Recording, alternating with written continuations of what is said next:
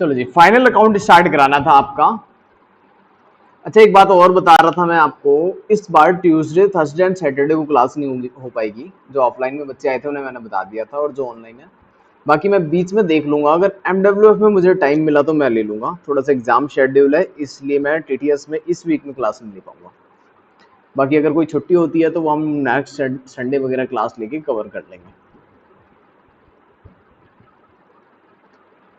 चलो फिलहाल आज की क्लास स्टार्ट करते हैं। Final account basic concept zero से स्टार्ट कर रहे हैं। क्वेश्चन न्यूमेरिकल्स भी करेंगे और साथ में एडजस्टमेंट भी देखेंगे। चलिए जी, topic final account. CA foundation के अंदर ही ये फाइनल अकाउंट का जो टॉपिक है आपका, फाइनल अकाउंट मैक्सिमम वेट रखता है 20 मार्क्स का अकेला। फाइनल अकाउंट की मैक्सिमम वेटेज कितनी है हमारे पास? 20 मार्क्स की वेटेज है। अब इस चैप्टर के अंदर हमें अकाउंट कौन कौन से बनाने हैं? सबसे पहले आपको पता होना चाहिए ट्रेडिंग अकाउंट बनाना है।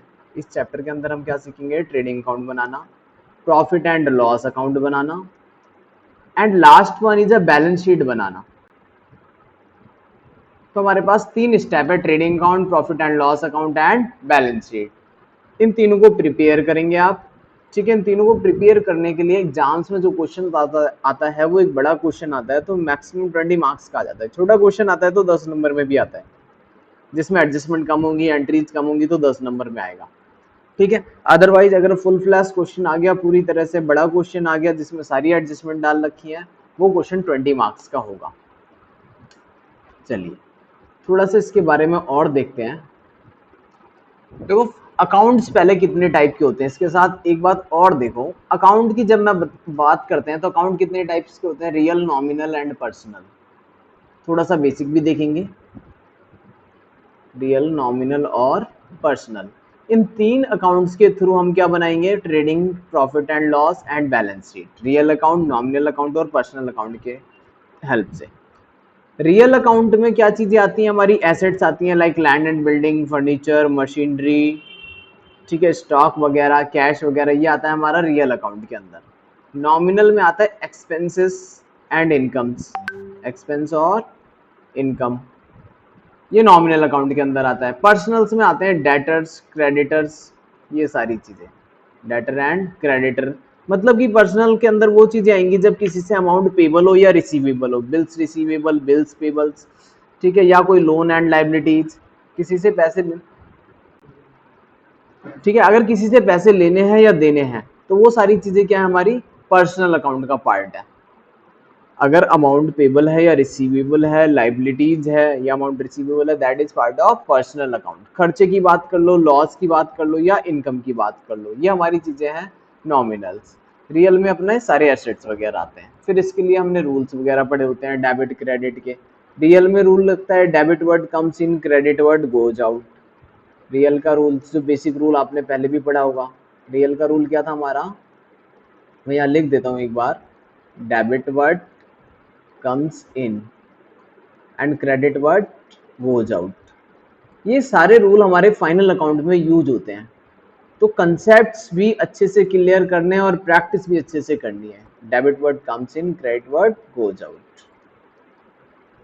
ठीक है, अब मैं एक्सपेंस और इनकम की बात करूं, इसके लिए क्या रूल लगता था? इसके लिए हमारा रूल लगता था debit all loss and expense, debit all loss and expense, credit all income and gains, credit all income and gains, income and gain. Last रह गया हमारा पर्सनल। पर्सनल अकाउंट में क्या रूल लगता है? पर्सनल का भी याद रखना है। पर्सनल के अंदर लगता है debit the receiver and credit the giver, debit the receiver और क्रेडिट द गिवर। तो ये 3 चीजें हमें आनी चाहिए अच्छे से। इसके अलावा मॉडर्न रूल्स भी होते थे कुछ, देखो,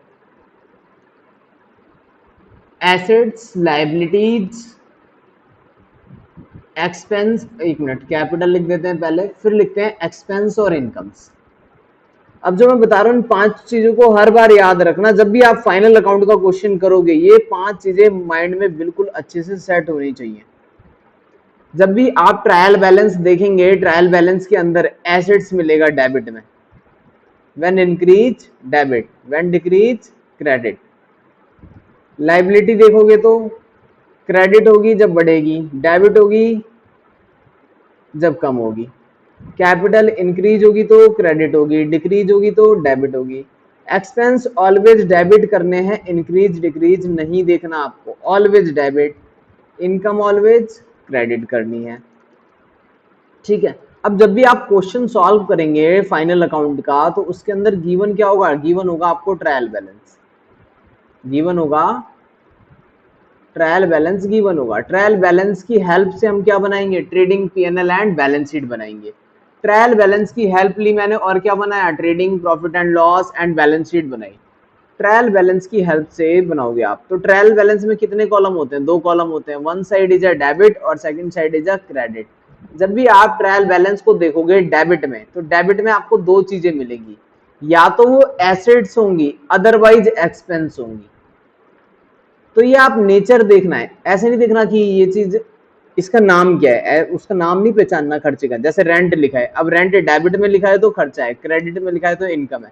इंटरेस्ट डेबिट में है तो खर्चा है, क्रेडिट में है तो इनकम है। डिस्काउंट डेबिट में लिखा है तो डिस्काउंट अलाउड है, डिस्काउंट अगर क्रेडिट में लिखा है तो डिस्काउंट रिसीव है। इस तरह से हमें आइडेंटिफाई करना है। हाँ, डेबिट में क्या हो सकता है, एसेट्स एंड एक्सपेंस। क्रेडिट में भी ऐसे ही, क्रेडिट वाला आइटम या तो लाइबिलिटी हो जाएगा या फिर हमारी इनकम हो जाएगी, otherwise last one is a capital हो जाएगी। और ड्राइंग हमेशा डेबिट में मिलेगी। ड्राइंग भी कहां पर मिलेगी मुझे, डेबिट में। अगर मैं बात करूं ड्राइंग की, तो ड्राइंग भी कहां मिलेगी, डेबिट में। कैपिटल कहां पर मिलेगी, क्रेडिट में। ये सारी चीजें। अब फॉर्मेट देखते हैं अपने ट्रेडिंग पीएनएल का, मेन कंसेप्ट पे आते हैं। थोड़ा बहुत मैंने आपको एसेट्स, लायबिलिटी, एक्सपेंस, इनकम का इंट्रो दे दिया, ठीक है। हालांकि ये चीजें आप पहले से ही पढ़ के आए हो, इन सब के बारे में आपको पहले से ही पता होगा। फिर भी आप trading PNL and balance sheet देखते हैं कि इसका फॉर्मेट देखते हैं, फिर एडजस्टमेंट देखते हैं, देन क्वेश्चन सॉल्व करेंगे। तो फटाफट से आपको ट्रेडिंग का मैं फॉर्मेट बता देता हूं कि ट्रेडिंग एंड पीएनएल के फॉर्मेट्स में क्या करना है।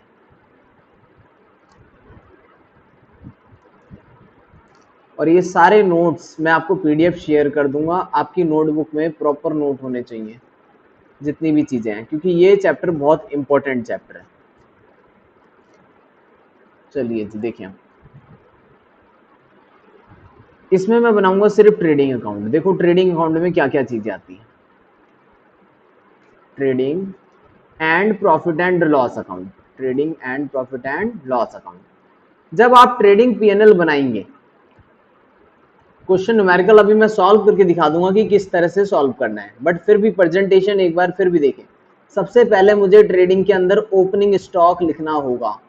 ओपनिंग स्टॉक के बाद क्या लिखेंगे, परचेज। ओपनिंग स्टॉक के बाद आप लिखोगे कि आपने गुड्स कितने परचेज किए, तो 2 एंट्री यहाँ डालोगे, opening stock and purchase. Credit में भी ऐसे ही 2 एंट्री डालोगे, सेल्स कितनी हुई हमारी, sales, and second item is a closing stock, closing stock ये लिखेंगे। साथ में यहाँ पर ऐड ऑन करेंगे स्टॉक विद कस्टमर। ये कोई एडजस्टमेंट अभी मैं समझा दूंगा क्या चीज है ये, स्टॉक विद कस्टमर।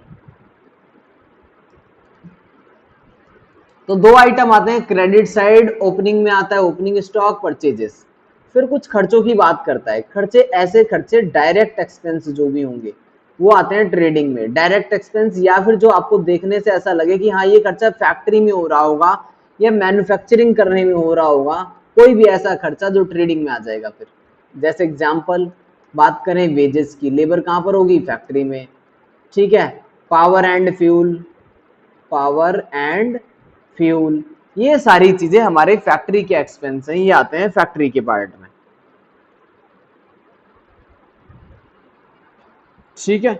आगे का पार्ट देखते हैं अब और क्या क्या खर्चे हो सकते हैं फैक्ट्री में। डायरेक्ट एक्सपेंस जो भी होंगे, कैरेज इनवर्ड अगर दे रखा है क्वेश्चन के अंदर तो कैरेज इनवर्ड भी यहीं पे डालोगे, तो कैरेज इनवर्ड।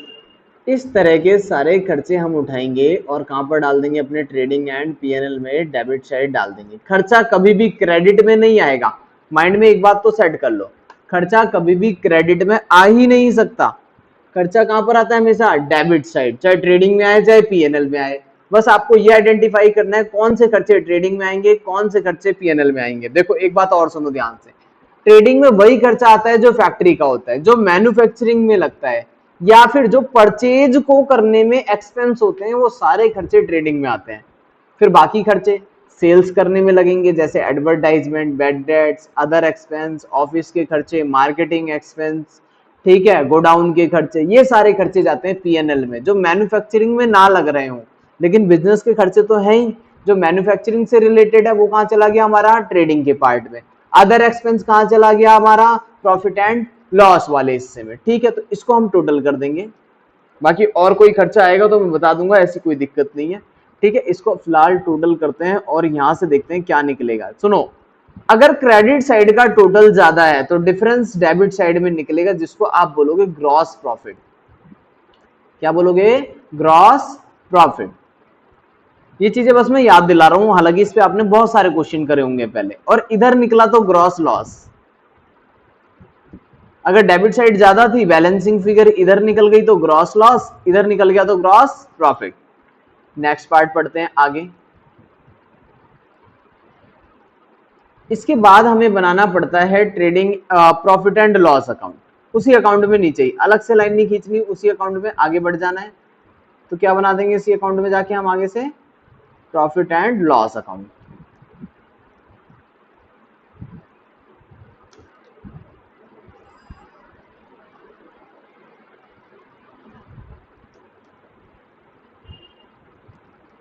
चलिए देखिए, प्रॉफिट एंड लॉस में अगर ऊपर ग्रॉस प्रॉफिट निकला हो तो ग्रॉस प्रॉफिट इधर लिख देना, और लॉस निकला हो तो डेबिट साइड में लिख देना। कॉपी कर लेना, ये कॉपी कहां से करना है मुझे, यहां वाल से, सेम अमाउंट कॉपी कर लेना। अब खर्चे डालो, इनडायरेक्ट एक्सपेंस जितने भी होंगे वो सारे के सारे कहां पर आएंगे, पीएनएल के अंदर। ये पीएनएल है हमारा, यहां पर आएंगे, जितने भी खर्चे होंगे वो इनडायरेक्ट एक्सपेंस होंगे। जैसे, ठीक है, कंफ्यूज नहीं होना, बस माइंड को ध्यान में ये रखना है कि हाँ क्या चीजें कहां पर आती हैं। 100% अटेंशन के साथ देख लो, आराम से समझ में आ जाएगा, कुछ भी नहीं है। देखो इनडायरेक्ट एक्सपेंस, अब मैंने बोला रेंट पेड, यहाँ पर आ जाएगा, कोई दिक्कत नहीं है, रेंट पेड। सैलरी, वो भी आ जाएगा। बेड डेट्स, वो भी आ जाएंगे, नए और पुराने सब यहीं पर आएंगे बेड डेट्स, ठीक है। एडवर्टाइजमेंट, वो भी यहीं पर आ जाएगा। एडवर्टीजमेंट, चैरिटी में गुड्स दे दिए, वो भी यहीं पर आ जाएगा, डोनेशन वगैरह। डिस्काउंट अलाउड कर दिया, वो भी यहाँ पर आ जाएगा, डिस्काउंट अलाउड। इंटरेस्ट पे किया है, वो भी यहीं आ जाएगा डेबिट में। कितने भी खर्चे बोल दो जो प्रोडक्शन से रिलेटेड ना हो, इंटरेस्ट पेड, सारे के सारे खर्चे मैंने कहां पर डाल दिए, डेबिट साइड। कोई सा भी ऐसा खर्चा नहीं होता जो क्रेडिट में आ जाए। जितने भी खर्चे होंगे वो कहां पर डाल देंगे हम, डेबिट साइड, सारे के सारे खर्चे ट्रांसफर कर देंगे। क्रेडिट में क्या डालें फिर हम, क्रेडिट में इनडायरेक्ट इनकम डाल दो। इनडायरेक्ट इनकम कौन सी होती है, जो हमारे मेन बिजनेस को छोड़ के अदर इनकम होती है, वो इनडायरेक्ट इनकम है। मान लो हमारा काम है इलेक्ट्रिसिटी, होम अप्लायंसेस बेचने का, तो अगर आप फ्रिज बेचोगे, वॉशिंग मशीन बेचोगे, टीवी बेचोगे, एलईडी वगैरह, ये सारी चीजें बेचेंगे, इलेक्ट्रॉनिक आइटम्स, तो वो आपका मेन ऑपरेशन है। इसके अलावा आपने किसी को पैसे उधार दे दिए, उस पर इंटरेस्ट मिल गया, कहीं पे इन्वेस्ट कर दिया, उस पर डिविडेंड मिल गया, वो सारी इनडायरेक्ट इनकम है। डायरेक्ट इनकम मेन ऑपरेशंस, जो मेन आपका बिजनेस है वहां से जो इनकम होती है वो होती है डायरेक्ट इनकम। उसके अलावा जो भी इनकम होती है वो होती है इनडायरेक्ट इनकम। जैसे interest receive, interest received, rent receive हो सकता है, कमीशन रिसीव हो सकता है। मान लो ऑफिस के अंदर, फैक्ट्री के अंदर एक रूम खाली है, वो हमने किसी और को दे दिया, interest receive, rent receive, commission receive, dividend receive, या फिर डिविडेंड रिसीव, ये सारी इनकम इनडायरेक्ट इनकम है, डायरेक्ट नहीं। ये सारी चीजें क्या हमारी इनडायरेक्ट इनकम है। इसके अलावा क्या कोई और खर्चे होते हैं यहाँ पर, मैनेजर कमीशन, एक खर्चा और आता है मैनेजर कमीशन, ये भी हमारा खर्चा है, ठीक है। लॉस बाई फायर, वो भी आ जाता है, ठीक है। तो कुछ खर्चे हैं जो हमारे पीएनएल में आ जाते हैं। इसका भी टोटल लगा देंगे, जो डिफरेंस निकलेगा उसको आप बोलोगे नेट प्रॉफिट, और नेट प्रॉफिट बैलेंस शीट में चला जाएगा और कैपिटल में ऐड ऑन हो जाएगा। जो भी डिफरेंस आएगा वो क्या होगा, हमारा net profit to net profit आ जाएगा यहाँ पर। ठीक है, तो ये मैंने आपको फॉर्मेट एक बार बताया कि ट्रेडिंग पीएनएल का फॉर्मेट किस प्रकार से आपको बनाना है पूरा का पूरा। तो इस फॉर्मेट के ऊपर अभी हम काम कर लेंगे, कोई दिक्कत नहीं है। तो सबसे पहले ट्रेडिंग पीएनएल एक बार दोबारा देख लो। Opening stock, purchase, direct expense सारे के सारे ट्रेडिंग में, फैक्ट्री से रिलेटेड खर्चा ट्रेडिंग में, ऑफिस से रिलेटेड खर्चा प्रॉफिट एंड लॉस में, सेल्स से रिलेटेड खर्चा भी प्रॉफिट एंड लॉस में, परचेज से रिलेटेड खर्चा यानी कि कैरेज इनवर्ड, कैरेज इनवर्ड जब लगता है जब हम परचेज करते हैं गुड्स, या फिर साफ साफ लिखा हो एक्सपेंस ऑन परचेज, वो सारे की सारी चीजें ट्रेडिंग में आएंगी। क्लोजिंग स्टॉक कहां पर आएगा, ट्रेडिंग में आएगा। सेल्स कहां पे आएगी, ट्रेडिंग में आएगी। Other incomes profit and loss में आएंगी। ठीक है, फिर हमें बैलेंस शीट्स बनानी पड़ती है इसके साथ। बैलेंस शीट भी बना लेते हैं यहाँ पर। बैलेंस शीट का भी छोटा सा एक बार फॉर्मेट रिवाइज कर लेते हैं कि बैलेंस शीट किस टाइप से बनती थी।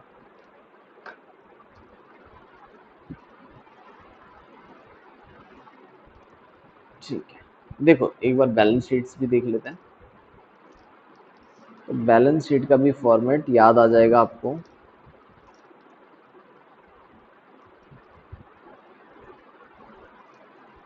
अगर पहले से याद है तो अच्छी बात है, नहीं याद है तो ध्यान से देख लो और इसकी प्रैक्टिस कर लेना। चलिए एक रह गया।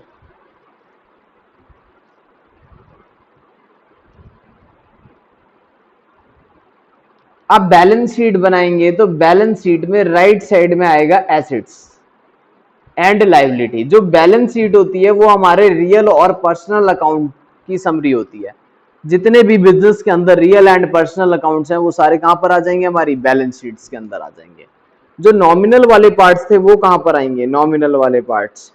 नॉमिनल वाले पार्ट्स ट्रांसफर हो गए कहां पर, profit and loss and trading account में। ठीक है, तो एसेट्स की मैं बात करूं, बिल्डिंग, फर्नीचर, आफ्टर डेप्रिसिएशन लिखना है यहां पर, मशीनरी, फिर हमारी इन्वेंट्री, इन्वेंट्री मतलब stock, inventory means stock, trade receivable मतलब कि डेटर्स, कैश या फिर प्रीपेड एक्सपेंस। कैश के अलावा क्या है हमारा पास, प्रीपेड एक्सपेंस। इसके अलावा गुडविल, गुडविल भी यहां पर आती है। प्रीलिमिनरी एक्सपेंसेस दे रखे हो तो वो भी हमारे बैलेंस शीट में आते हैं। ठीक है, एसेट्स में। तो ये सारी चीजें हमारी एसेट्स में आ जाएंगी। लायबिलिटी में सबसे पहले क्या लिखोगे आप, कैपिटल, माइनस क्या करोगे कैपिटल में से, ड्राइंग। क्या चीज ऐड करोगे कैपिटल में, नेट प्रॉफिट। ठीक है, इतना काम करके कैपिटल फिर यहां पर लिखेंगे, ड्राइंग माइनस करके और नेट प्रॉफिट ऐड करके, फिर इसको हम कहां पे लिखेंगे, बैलेंस शीट्स में। इसके अलावा क्रेडिटर, बैंक लोन या अदर लोन्स, ये सारी चीजें हमारी कहां पर आएंगी, लायबिलिटीज में। क्रेडिटर्स हो गया, लोन हो गया, और आउटस्टैंडिंग एक्सपेंस हो गया, या फिर हमने किसी से एडवांस रिसीव कर रखा है वो भी हमारी लायबिलिटी है। एडवांस देना प्रीपेड एक्सपेंस, एसेट्स, एडवांस लेना लायबिलिटी है। एडवांस रिसीव कर रखा है कुछ भी तो वो लायबिलिटी है। अक्रूड इनकम वो एसेट्स है। अगर कोई इनकम क्या है, अक्रूड है, अक्रूड इनकम क्या होती है हमारी, एसेट्स। तो इस तरह से आप एसेट्स और लायबिलिटी को ध्यान में रखेंगे जो बैलेंस शीट में आ जाएगी। दोनों साइड बैलेंस शीट बराबर आ जाएगी, कोई दिक्कत नहीं। ठीक है, आसानी से।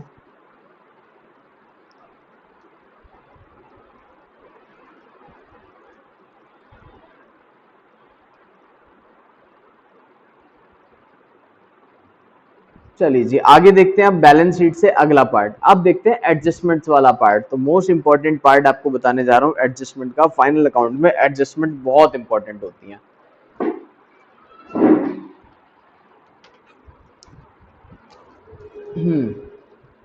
चलिए जी देखिए ध्यान से, एडजस्टमेंट पे पूरा ध्यान दें। एक मिनट, ठीक है।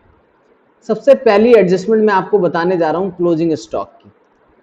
Closing stock adjustment number 1, closing stock की कभी भी अगर आपको दो वैल्यू दे रखी हो, मार्केट वैल्यू भी दे रखी है और कॉस्ट वैल्यू भी दे रखी है, तो कौन सी रिकॉर्ड करनी है? अगर मार्केट वैल्यू भी दे रखी है और कॉस्ट वैल्यू भी गिवन है तो कौन सी रिकॉर्ड करोगे? इन दोनों में से विच एवर इज लोअर। ये बात लिखी कहां पर हुई है? As per accounting standard 2, as per accounting standard 2। Accounting standards के नंबर भी याद होने चाहिए। AS2 किसका है? इन्वेंट्री का, स्टॉक का, गुड्स का। अकाउंटिंग स्टैंडर्ड 2 में ये बात लिखी है कि स्टॉक की वैल्यूएशन कैसे की जाती है। ठीक है। AS3 किसका है? कैश फ्लो स्टेटमेंट का। तो ये मैंने बता दिया था वैसे एक बार क्लास में कि अकाउंटिंग स्टैंडर्ड 2 किसका है और अकाउंटिंग स्टैंडर्ड 3 किसका है। तो AS2 है हमारा इन्वेंट्री का, स्टॉक का, और AS3 किसका है? हमारा कैश फ्लो का। तो कभी भी क्लोजिंग स्टॉक की आपको दो वैल्यू गिवन हो, market value and cost value, which ever is lower, आपको रिकॉर्ड कर लेनी। कहां कहां पे रिकॉर्ड करोगे? जाएगा कहां पर ये बताओ? ये जाएगा ट्रेडिंग अकाउंट में, क्रेडिट साइड। पता चल गया, क्योंकि अभी देखा था हमने। दूसरा जाएगा बैलेंस शीट में, एसेट्स के अंदर। खत्म हो गई एडजस्टमेंट। क्लोजिंग स्टॉक दूसरा कहां जाता है? बैलेंस शीट में, एसेट्स के अंदर। ये हो गया हमारा क्लोजिंग स्टॉक की कहानी। इसके अलावा और कौन कौन सी एडजस्टमेंट होती है? खर्चों की बात करते हैं पहले। आउटस्टैंडिंग एक्सपेंस अगर मैं बताऊं आपको, तो आउटस्टैंडिंग एक्सपेंस का मीनिंग है ड्यू बट नॉट पेड। खर्चा तो हो गया पर हमने पे नहीं करा, due but not paid, outstanding expense. तो इसको कहां पर आप ट्रांसफर करोगे? ये भी दो जगह भेजने पड़ेंगे। आउटस्टैंडिंग एक्सपेंस ट्रेडिंग या फिर पीएनएल में डेबिट साइड में क्या हो जाएगा? ये ऐड हो जाएगा। साथ में बैलेंस शीट में कहां पड़ जाएगा? ये लाइबिलिटी में। क्लियर होना चाहिए, आउटस्टैंडिंग एक्सपेंस मतलब लाइबिलिटी। अगले पार्ट पे आते हैं, तीसरे पार्ट पे। अगर आउटस्टैंडिंग एक्सपेंस था तो प्रीपेड एक्सपेंस भी होगा, prepaid expense. Not due but paid, खर्चा हुआ नहीं पर हमने पे कर दिया। नॉट ड्यू बट पेड, खर्चा हुआ नहीं पर हमने पे कर दिया। इसका ट्रीटमेंट क्या करना चाहिए हमें? इसके भी दो ट्रीटमेंट होने चाहिए। फिर इसको भी ट्रेडिंग या फिर पीएनएल में भेजना चाहिए। और एक्सपेंस है तो पक्का ये कहां पर जाएगा? फिर डेबिट साइड में। बट ऐड नहीं होगा, डेबिट साइड में जाके क्या हो जाएगा? लेस हो जाएगा रिस्पेक्टिव अकाउंट से। जैसे मैंने बोला प्रीपेड सैलरी तो सैलरी में से लेस, प्रीपेड रेंट तो रेंट में से लेस। जबकि आउटस्टैंडिंग क्या होता है? रिस्पेक्टिव अकाउंट में प्लस हो जाता है। मैं बोलता सैलरी आउटस्टैंडिंग तो सैलरी में जोड़ देते, रेंट आउटस्टैंडिंग तो रेंट में जोड़ देते, साथ में लाइबिलिटी में दिखाते। प्रीपेड को कहां दिखाओगे? साथ में बैलेंस शीट में। कहां पर दिखाएंगे इसको हम? एसेट्स में। प्रीपेड एक्सपेंस क्या होता है? हमारा एसेट्स होता है। अगले पार्ट पे आते हैं। प्रीपेड एक्सपेंस के बाद दोनों खर्चे देख लिए। आउटस्टैंडिंग इनकम, आउटस्टैंडिंग एक्सपेंस हो सकता है तो आउटस्टैंडिंग इनकम भी तो हो सकती है। इसी को बोलते हैं हम एक्रूड इनकम। आउटस्टैंडिंग इनकम को ही क्या बोला जाता है? Accrued income.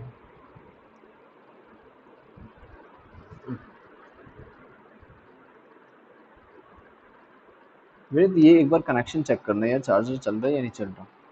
लैपटॉप बंद हो जाएगा नहीं तो। एक मिनट, ये वायर दे दो मुझे एक बार।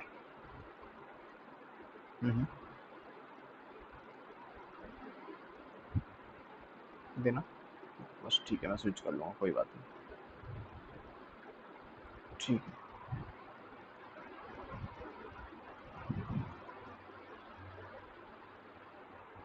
चलो जी देखो आगे।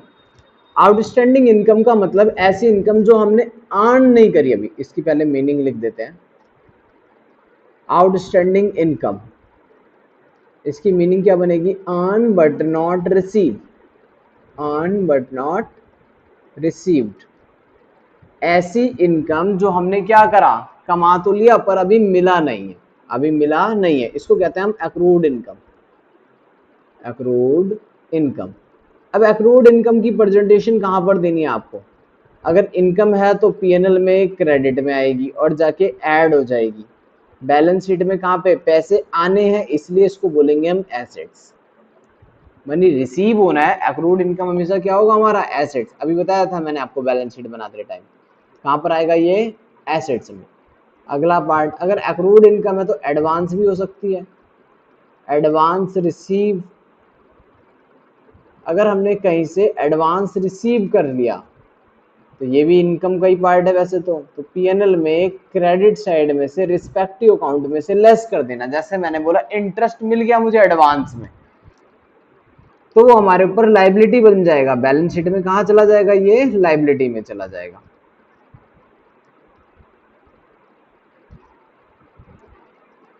एक मिनट, नंबरिंग थोड़ी सी मैंने गलत लिख दी यहाँ पर, ये हटा देते हैं।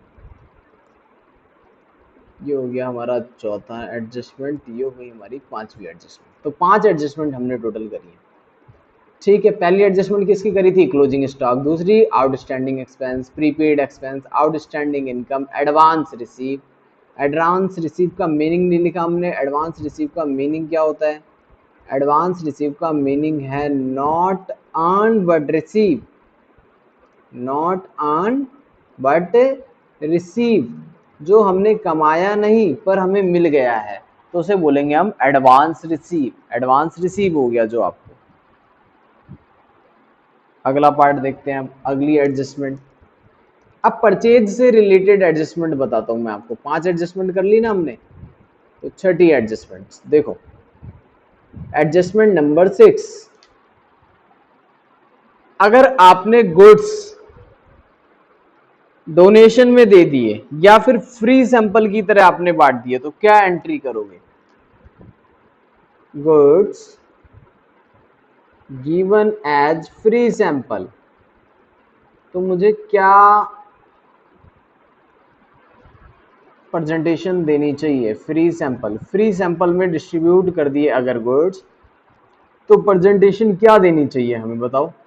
Goods given as free sample. इसके लिए मुझे क्या करना पड़ेगा? परचेज में से लेस करना पड़ेगा। पहली एडजस्टमेंट तो परचेज को कम करना पड़ेगा, दूसरी एडजस्टमेंट पीएनएल में डेबिट में शो कर देना है। जितने भी गुड्स दिए पीएनएल में क्या कर देना पड़ेगा? डेबिट, बस खत्म। इसके बाद और क्या हो सकता है? अगर हम चैरिटी में दे देते तब भी यही सेम।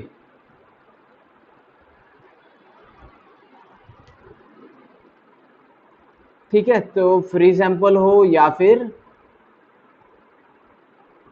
चैरिटी हो, ट्रीटमेंट विल बी सेम। अच्छा, लेकिन अगर फ्री सैंपल है तो डेबिट करेंगे एडवर्टीजमेंट के नेम से, और लेकिन चैरिटी है तो फिर तो कोई प्रॉब्लम नहीं है, चैरिटी लिख देंगे। तो ये छठी एडजस्टमेंट, 2 एडजस्टमेंट एक साथ बता दी मैंने आपको। और एडजस्टमेंट, गुड्स हमने गिवन कर दिया। गुड्स अगर घर ले जाएं पर्सनल यूज के लिए, goods taken for personal use या withdraw for personal use. Personal use के लिए हम कंपनी में से गुड्स उठा ले गए घर पे, तो इसको बोलते हैं ड्रॉइंग्स। तो 2 ट्रीटमेंट इसके भी हैं। पहला ट्रीटमेंट परचेज में से मुझे माइनस करना पड़ेगा, दूसरा ट्रीटमेंट कैपिटल से भी माइनस करना पड़ेगा। कैपिटल भी क्या हो जाएगी हमारी? कम हो जाएगी। अगले ट्रीटमेंट की तरफ चलते हैं आप।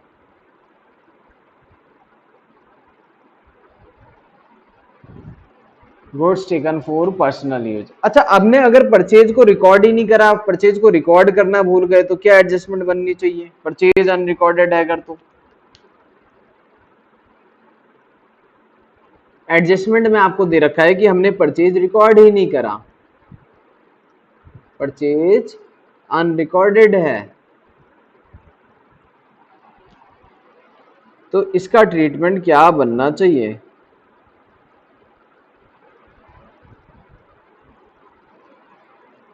अगर परचेज अनरिकॉर्डेड है तो आप इसको मानोगे हमेशा क्रेडिट परचेज, और क्या करोगे फिर? परचेज में ऐड कर दोगे। परचेज अनरिकॉर्डेड है तो साथ में क्रेडिटर में भी प्लस कर दोगे, क्रेडिटर में क्या कर दोगे? ऐड ऑन कर दोगे। ठीक है, तो ये परचेज से रिलेटेड कुछ एडजस्टमेंट बताई मैंने आपको। Goods given, goods for personal use, purchase unrecorded. एक और देखते हैं परचेज से रिलेटेड एडजस्टमेंट्स। कल वाली क्लास में भी यही बताया था मैंने, जो ऑफलाइन क्लास थी कल की, उसमें भी सेम टॉपिक्स ही बताए गए थे। आगे देखें, परचेज अनरिकॉर्डेड के बाद अगर गुड्स हमने यूज कर लिए ऑफिस में, कुछ प्रोडक्ट ऑफिस मेंटेन करने के लिए, मान लो हमारा काम अगर है लकड़ी वगैरह का काम है, मैंने कहा इस लकड़ी को, प्लाई वगैरह को यूज करके अपना कैबिन बना लेते हैं, या फिर कंप्यूटर का काम है, एक कंप्यूटर उठा के ऑफिस में रख लिया। If goods use for official purpose, if goods use as office equipments,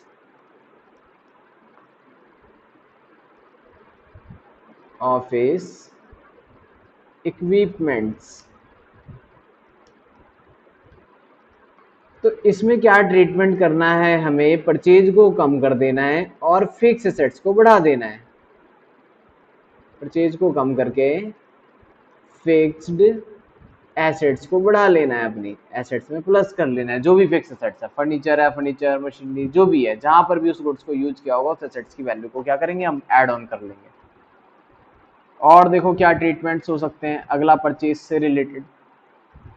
तो हमने परचेज से रिलेटेड सारी एंट्रीज कर ली हैं, ठीक है, चैरिटी वाला भी कर दिया, डोनेशन वाला भी कर दिया, परचेज अनरिकॉर्डेड भी। अच्छा, एक और आइटम, अगर कोई एंट्री गलती से परचेज में डाल दी, लाइक जैसे मैंने मशीनरी खरीदी और गलती से रिकॉर्ड कर लिया उसको परचेज में, तो ठीक करना पड़ेगा, रेक्टिफिकेशन ऑफ एरर का पार्ट है ये भी। तो परचेज को क्या करना पड़ेगा, ठीक करना पड़ेगा। तो उसको ठीक कैसे करेंगे, देखो, if any other item like assets, if any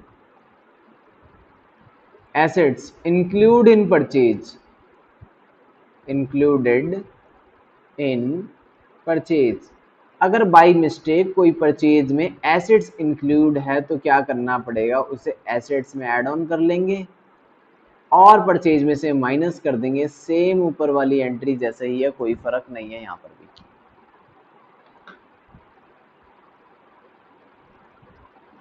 ठीक है, तो ये हमारी एडजस्टमेंट्स हो गई कुछ।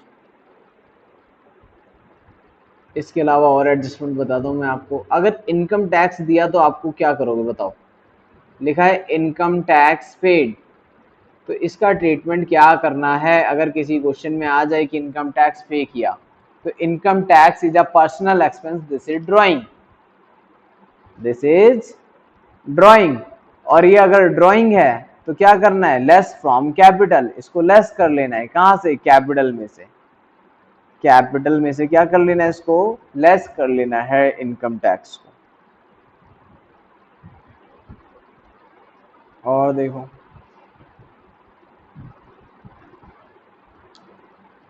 ठीक है, इनकम टैक्स पेड कभी भी आ जाएगा तो क्या करना पड़ेगा, हमें यहां से लेस कर लेना होगा कैपिटल में से।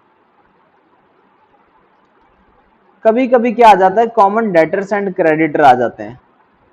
Common debtor and creditors, common debtor and creditor क्या होते हैं, सुनो, एक इंपॉर्टेंट एंट्री है ये भी, common debtors and creditors. Common debtors and creditors का काम क्या है, मान लो किसी पर्सन से मैंने परचेज करा, उसी पर्सन को मैंने सेल भी कर दिया, एक ऐसा पर्सन जो डेटर्स में भी इंक्लूड है और क्रेडिटर में भी इंक्लूड है, तो कैसे एडजस्टमेंट करोगे। एग्जांपल देखो, राम से मैंने परचेज करी, राम से मैंने परचेज करा 50,000 रुपए का, तो वो हमारा क्रेडिटर बन गया। फिर मैंने इसी पर्सन को सेल भी करी, सेम पर्सन को सेल्स भी कर दी 30,000 की, तो राम से मुझे पैसे लेने हैं, इसलिए वो डेटर बन जाएगा। राम को पैसे देने हैं, इसलिए वो क्या बन जाएगा, क्रेडिटर।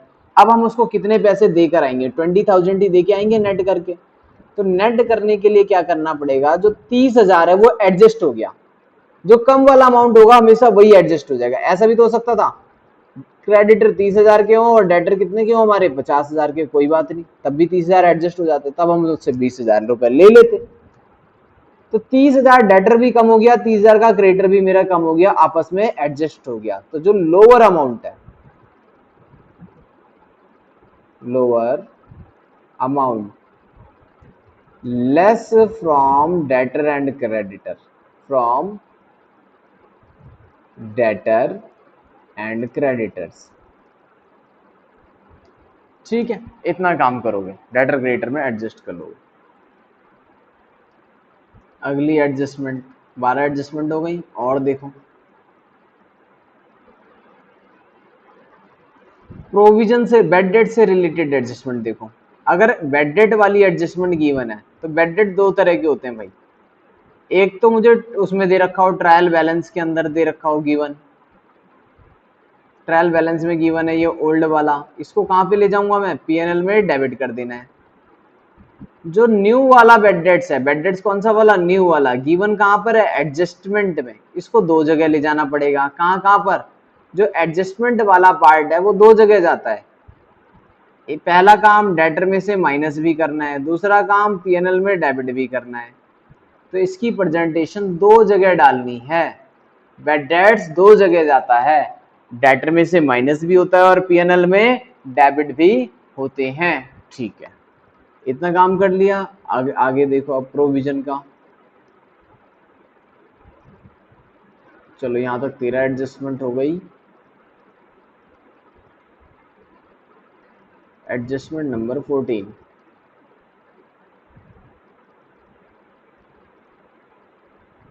एडजस्टमेंट,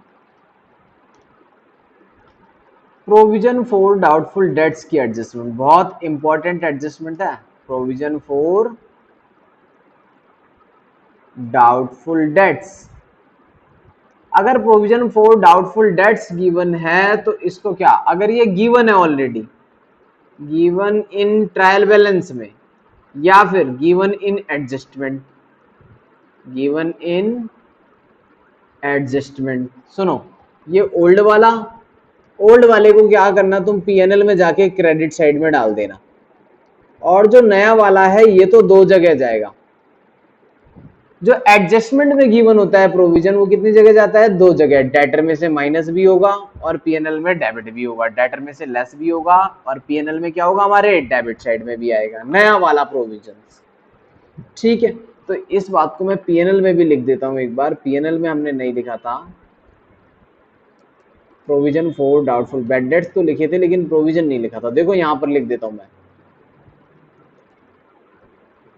साथ के साथ यहां पर एक बात और लिख देते हैं, by provision for doubtful dates, provision for doubtful debts कौन से वाला, ओल्ड वाला, ट्रायल बैलेंस वाला, वो यहां पर प्रेजेंट करोगे और जो नया बनाओगे वो यहां डाल देना डेबिट में।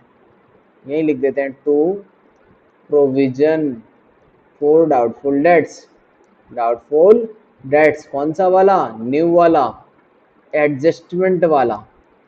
ठीक है, वो यहाँ पर डाल देंगे डेबिट साइड, पुराने वाला कहाँ डाल देंगे, हम हमेशा क्रेडिट में डाल देंगे, नए वाले को डेटर में से भी माइनस करना है। यही बात हमने पढ़ी। देखो provision for doubtful dates given in trial balance, old वाला है अगर तो कोई प्रॉब्लम नहीं है, ओल्ड वाले को हमने कहाँ पे डाल दिया, सीधे ही पीएनएल में क्रेडिट साइड, नए वाले को हमने कहाँ डाल दिया, डेटर में पीएनएल के डेबिट साइड, दो जगह। आगे देखो, इससे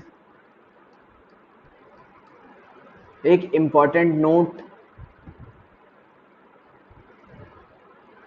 भाई डेटर में से क्या करोगे आप, सबसे पहले डेटर की प्रेजेंटेशन देखो। डेटर में जो मैं स्टेप लिखवा रहा हूं हमेशा यही करना है, डेटर में से हमेशा पहले माइनस करने हैं आपको बेड डेट्स, सबसे पहले माइनस करना क्या है, बेड डेट्स। कौन सा वाला माइनस करना है, एडजस्टमेंट वाला, और जो ट्रायल बैलेंस में होगा वो वाला, वो तो पहले से ही माइनस हो चुका होगा, ट्रायल बैलेंस की चीजें ऑलरेडी नेट इंपैक्ट गई होती हैं। ठीक है, तो ओके पर्चे बेड डेट्स, बेड डेट्स क्या होगा, कौन सा वाला घटाओगे आप यहाँ से, न्यू वाला। इसके अलावा क्या करोगे, common adjustment, common debtor and creditor वाली कॉमन एडजस्टमेंट, वो भी कर देंगे जी, वो भी घटा दिया। कुछ सेल ऑन अप्रूवल होता है वो भी घटा दिया, सेल ऑन अप्रूवल वो भी लेस कर दिया। तो तीन चीजें पहले लेस करनी है। अब जो डेटर आ गया बैलेंस, उसके ऊपर बनाओगे प्रोविजन। इसके ऊपर आप क्या बनाएंगे, अब इसके ऊपर बनाएंगे प्रोविजन। अब बनाना है प्रोविजन, पहले प्रोविजन नहीं बनाना, अब बना सकते हो आप प्रोविजन। ठीक है, और प्रोविजन बनाने के बाद, प्रोविजन बना दिया, अब बना सकते हैं प्रोविजन। ये तो था डाउटफुल डेट्स वाला, आप बना सकते हो प्रोविजन फॉर डिस्काउंट, लास्ट में क्या बन सकता है हमारा, प्रोविजन फॉर डिस्काउंट, ये बनता है हमारा लास्ट में प्रोविजन फॉर डिस्काउंट, ये बिल्कुल लास्ट में, इसके बाद कुछ नहीं होता डेटर्स में, प्रोविजन फॉर डिस्काउंट के बाद।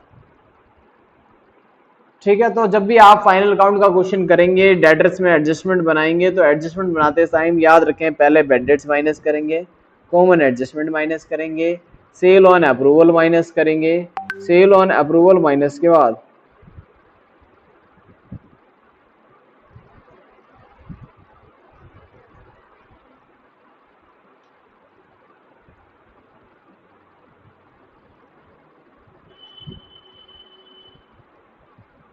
एक मिनट,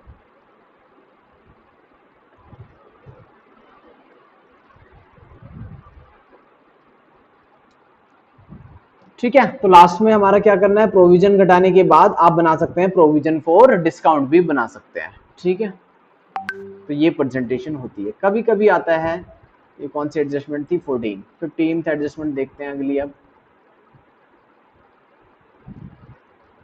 क्वेश्चन कहता है प्रोविजन फॉर डिस्काउंट बनाओ ऑन क्रेडिटर पे, प्रोविजन फॉर डिस्काउंट बनाओ ऑन क्रेडिटर्स पे। अगर हमें क्रेडिटर्स पे डिस्काउंट बनाना है तो पीएनएल में कहां पर बनाओगे, इसको बनाएंगे हम पीएनएल में, लिखेंगे क्रेडिट साइड और क्रेडिटर में से माइनस कर देंगे, खत्म। क्रेडिटर में से क्या कर देंगे, लेस कर देंगे, ये एडजस्टमेंट हो जाएगी। अब देखो एक इंपॉर्टेंट एडजस्टमेंट बताने जा रहा हूं मैं आपको, सेल ऑन अप्रूवल की। 16th एडजस्टमेंट है हमारे पास, sale on approval, sale on approval basis, return basis भी बोलते हैं इसको, सेल ऑन अप्रूवल बेसिस।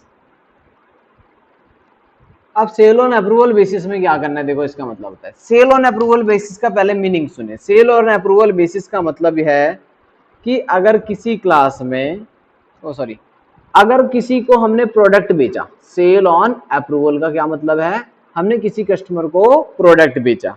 जब भी हम प्रोडक्ट बेचते हैं उस टाइम क्या होता है, प्रोडक्ट बेचते टाइम मैं कस्टमर को बोलूंगा अगर ये प्रोडक्ट आपको पसंद आ जाए तो आप हमें पैसे दे जाना, पसंद नहीं आए तो हमारा गुड्स हमें वापस कर देना। इस तरह से सेल करना, इसको बोलते हैं सेल ऑन अप्रूवल, इसको बोलते हैं सेल और रिटर्न बेसिस।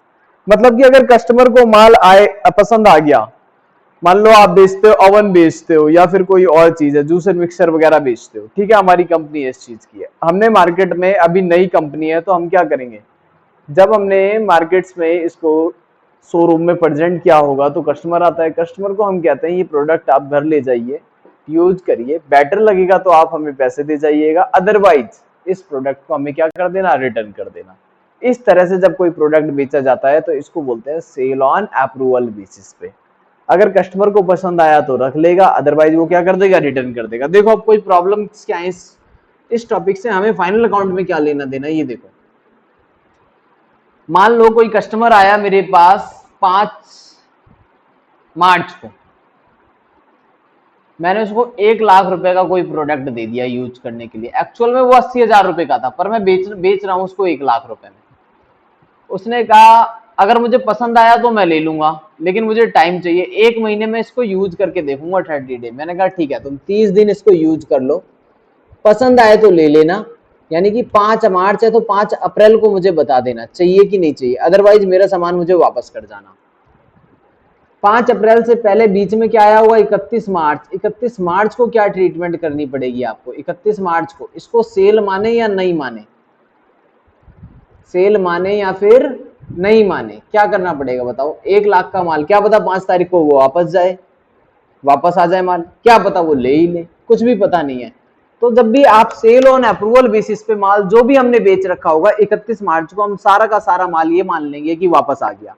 वापस आ गया क्यों माना, सेल क्यों नहीं माना, सेल मान लेता तो प्रॉफिट बढ़ जाता, प्रॉफिट बढ़ जाता तो टैक्स भी बढ़ जाता। इस पर्पस की वजह से मैंने क्या करा, सेल ऑन अप्रूवल पे जितना भी गुड्स कस्टमर के पास पड़ा था अप्रूवल बेसिस वाला माल, वो सारा का सारा मैंने ये मान लिया कि वो माल वापस आ गया है। अगर वो माल वापस आ गया है जब हमने बेचा होगा तब क्या होगा, जब आप माल बेचते हो तब क्या होता है, सेल्स कम हो जाती है, राइट, वो सॉरी सेल्स बढ़ जाती है, डेटर्स भी बढ़ जाते हैं, स्टॉक कम हो जाता है। जब हम सेल करते हैं तो क्या होता है, डेटर्स की वैल्यू बढ़ जाता है और सेल्स भी बढ़ जाती है, बट स्टॉक कम हो जाता है। बट जब माल वापस आएगा तो क्या होगा, सेल्स कम हो जाएगी, डेटर्स कम हो जाएंगे और स्टॉक बढ़ जाएगा। ठीक है, तो 31 मार्च का हमारा ट्रीटमेंट क्या था वो देखते हैं। आप देखो,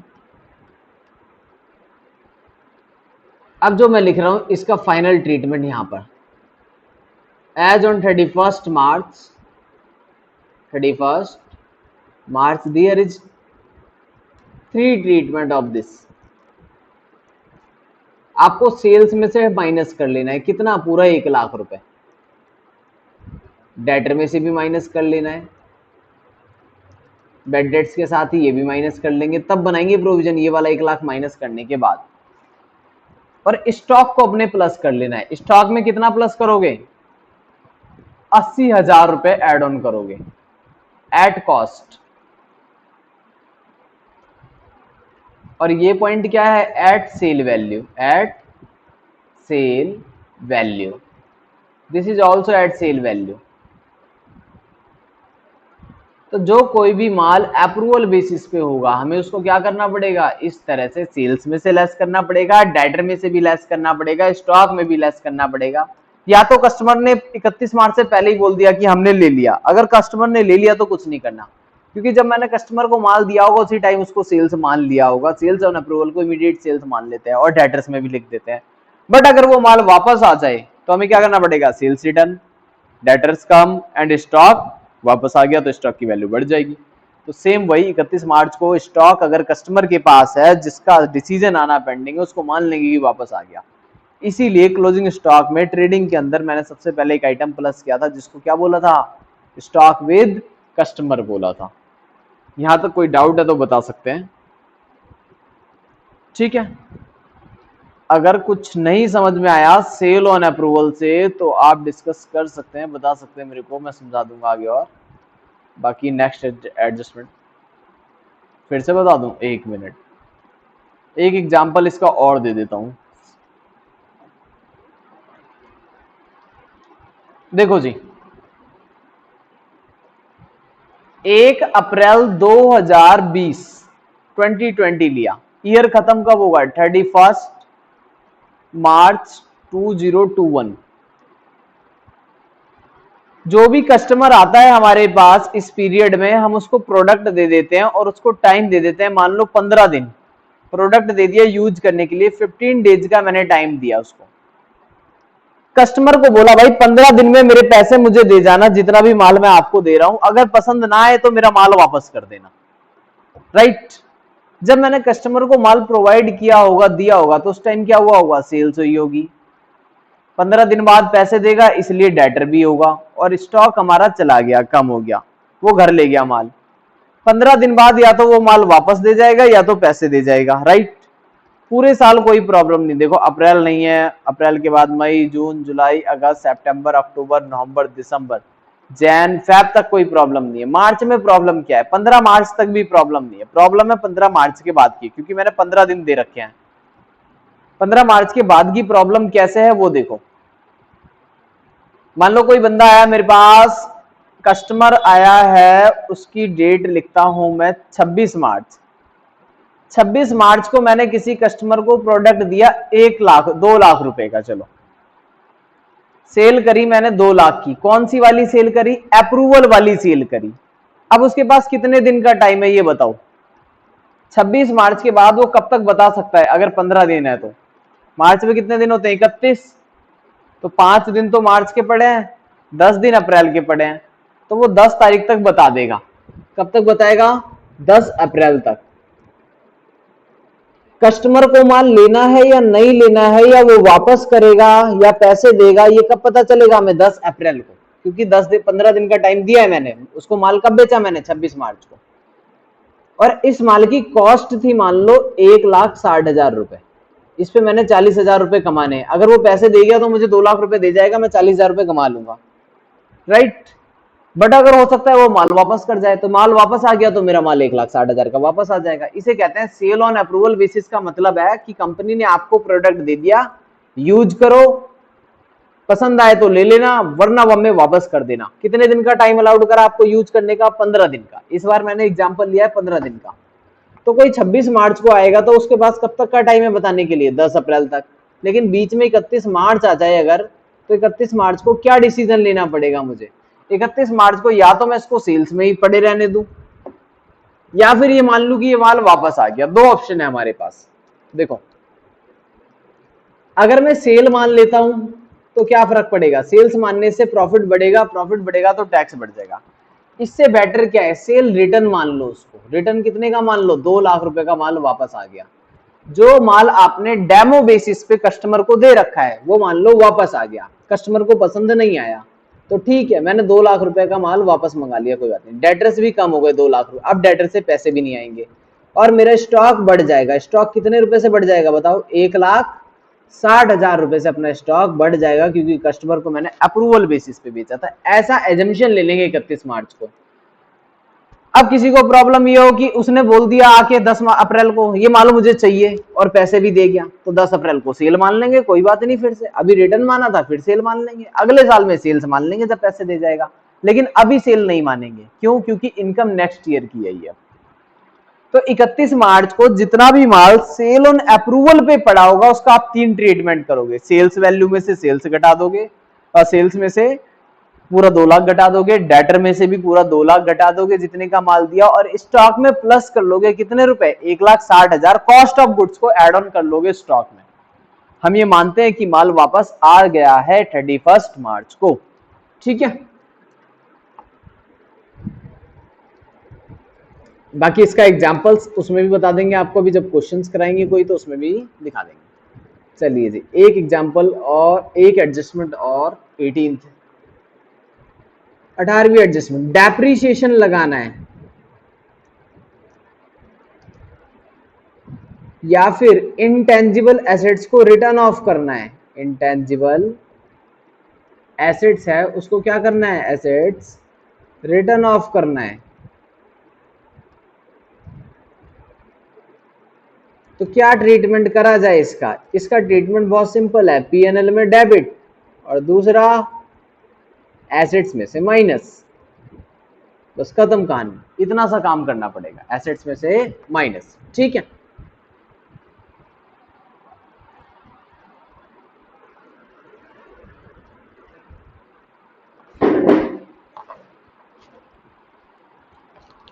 एक पीडीएफ भेजी है, इसमें कुछ क्वेश्चंस हैं और पीडीएफ मैं आपको दे दूंगा प्रैक्टिस करने के लिए। एक मिनट। डेप्रिसिएशन का मीनिंग देखो क्या होता है। Depreciation means in reduction in the value of fix assets. Fix assets की वैल्यू को कम कर दो बैलेंस शीट में से, देन पीएनएल में डेबिट भी कर दो डेप्रिसिएशन वाला अमाउंट। उस अमाउंट को जितना भी डेप्रिसिएशन आया उसको प्रेजेंट कहां पे करोगे आप? पीएनएल में। पीएनएल में कहां पर? डेबिट साइड, क्योंकि एक्सपेंस है, नॉन कैश एक्सपेंस। ये रहा देखो, यहाँ पर हमने डेप्रिसिएशन भी नहीं लिखा था तो डेप्रिसिएशन भी लिख देते हैं, कोई बात नहीं। देखो पीएनएल में कहां पे डालोगे डेप्रिसिएशन? यहाँ पर, टू डेप्रिसिएशन। पीएनएल में कहां पे डाल दिया हमने डेप्रिसिएशन? डेबिट में। दूसरा काम, जब हमने बैलेंस शीट्स बनाई, बैलेंस शीट इसी पे बनाई थी मैंने, ये रही। बिल्डिंग है तो बिल्डिंग का डेप्रिसिएशन बिल्डिंग में से माइनस, फर्नीचर वाला फर्नीचर में से माइनस, मशीनरी का डेप्रिसिएशन मशीन में से माइनस, गुडविल रिटर्न ऑफ हो रही है जितनी, गुडविल में से माइनस, और जितनी भी वैल्यू इसमें से लेस करोगे उतनी वैल्यू पीएनएल में भी डेबिट कर देंगे। ये है डेप्रिसिएशन हमारा। तो एसेट्स की वैल्यू कम कर देनी है। एसेट्स की वैल्यू कम करने के साथ साथ दूसरा प्रेजेंटेशन क्या देना था इसका? पीएनएल में डेबिट साइड।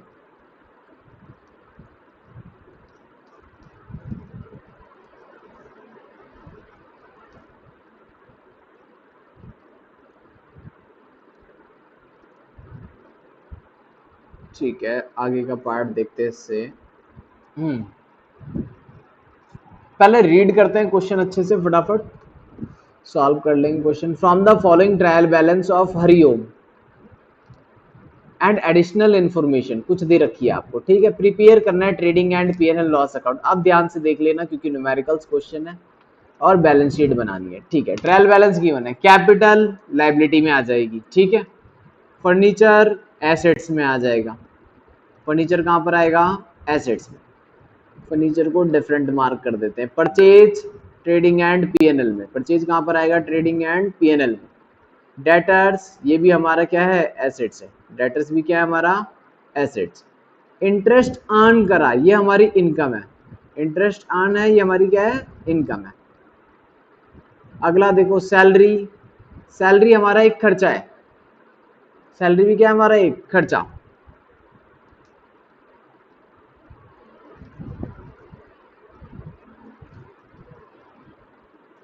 इसके अलावा सेल्स, सेल्स हमारी इनकम है। परचेज रिटर्न, परचेज में से माइनस हो जाएगा। वेजेस ये भी हमारा खर्चा है। वेजेस भी क्या है आपका? एक्सपेंस। वेजेस के बाद रेंट है, सेल्स रिटर्न है, बैड डेट्स रिटर्न ऑफ है, ये सारे हमारे एक्सपेंसेस हैं। क्रेडिटर हमारी लाइबिलिटी है। क्रेडिटर क्या? अपनी लाइबिलिटी। उसके बाद ड्राइंग्स कैपिटल में से minus. Provision for bad debts जो ट्रायल बैलेंस में गिवन होता है प्रोविजन, ये अभी मैंने आपको बताया था, ये होता है ओल्ड प्रोविजन। इसके बाद अलावा प्रिंटिंग एंड स्टेशनरी ये भी खर्चा है। प्रिंटिंग एंड स्टेशनरी ये भी क्या हमारा? एक्सपेंस है। इसके अलावा इंश्योरेंस ये भी हमारा एक्सपेंस है। ओपनिंग स्टॉक ये ट्रेडिंग अकाउंट में सबसे पहले आ जाएगा। ऑफिस एक्सपेंस एक्सपेंस है। प्रोविजन फॉर डेप्रिसिएशन भी दे रखा है, इसका ट्रीटमेंट नहीं बताया मैंने आपको कि प्रोविजन फॉर डेप्रिसिएशन का क्या करें भाई। बताओ, अगर पहले से प्रोविजन फॉर डेप्रिसिएशन दे रखा है तो इसका क्या करना पड़ेगा अगर किसी को आता है तो।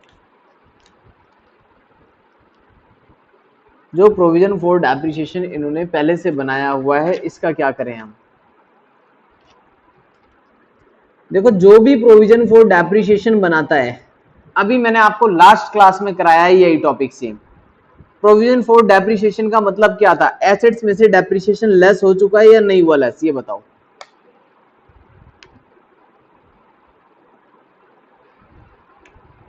नहीं पता किसी को? लास्ट क्लास में तो कराया same topic, provision for depreciation assets में से माइनस हो चुका है या नहीं हुआ, बस इतना पूछा है।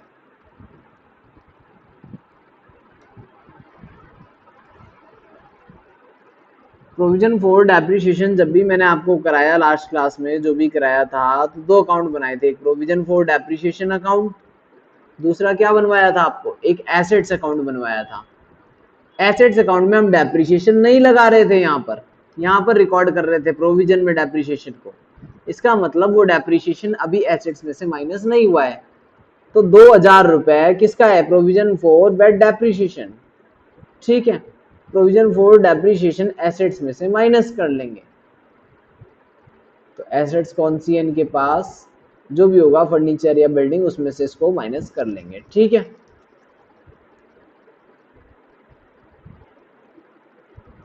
आगे देखें। ये रहा डेप्रिसिएशन, फर्नीचर पे लगाना है 10%। और एडजस्टमेंट देखो, सेकंड एडजस्टमेंट है अब प्रोविजन, एक प्रोविजन मेंटेन करके रखना है किस पर? डाउटफुल डेट्स के ऊपर। डाउटफुल डेट मतलब डेटर्स के ऊपर। प्रोविजन फॉर डाउटफुल डेट्स बनाना है। कितना बनाना है provision for doubtful debts? Create करना है 5% ऑन सन्ड्री डेटर्स पे। Salary for the month of March, March की सैलरी 3000 अनपेड है, इसका मतलब क्या है? आउटस्टैंडिंग सैलरी है, दो जगह जाएगा। विच मस्ट बी प्रोवाइडेड, ठीक है। कुछ सैलरी प्रीपेड भी है, तो आउटस्टैंडिंग वाली प्लस होती है, प्रीपेड वाली माइनस होती है। प्रीपेड जाती है एसेट्स में, आउटस्टैंडिंग जाती है लाइबिलिटी में। अगला देखो, इंश्योरेंस अमाउंट 2000 रुपए प्रीपेड है, ठीक है। आउटस्टैंडिंग एक्सपेंस है कुछ 8000 रुपए के। स्टॉक यूज कर लिया प्राइवेट पर्पस के लिए, अभी बताया था goods withdraw for personal use, वही एंट्री है, परचेज में से माइनस और कैपिटल में से माइनस। फिर है हमारा क्लोजिंग स्टॉक। क्लोजिंग स्टॉक कितना है हमारा? 60,000 रुपए का। इतनी एडजस्टमेंट दे रखी है क्वेश्चन में। ठीक है,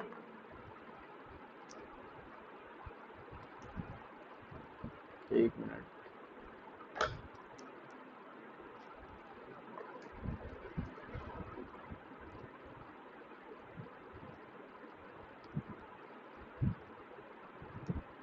चलिए, ये आ गया यहाँ पर, और कुछ एडजस्टमेंट रहती थी, ये रही।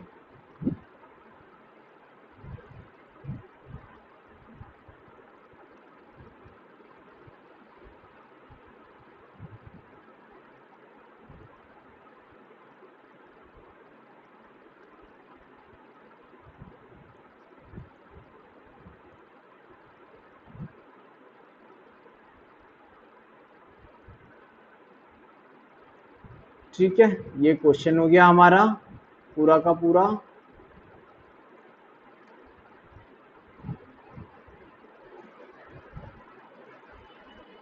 देखो कैसे सॉल्व करोगे अब।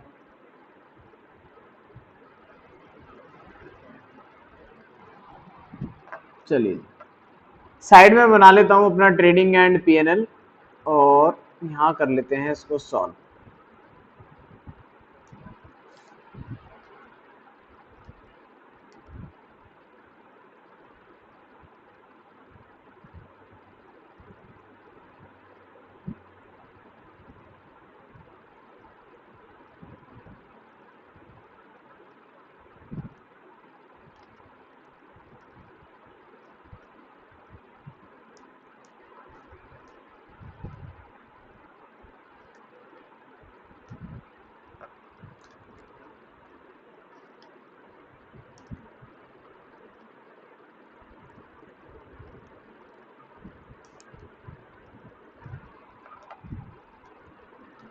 ऊपर हेडिंग डाल देते हैं trading and PNL, trading and profit and loss account, और नेक्स्ट पेज पे बना लेते हैं इसकी बैलेंस शीट।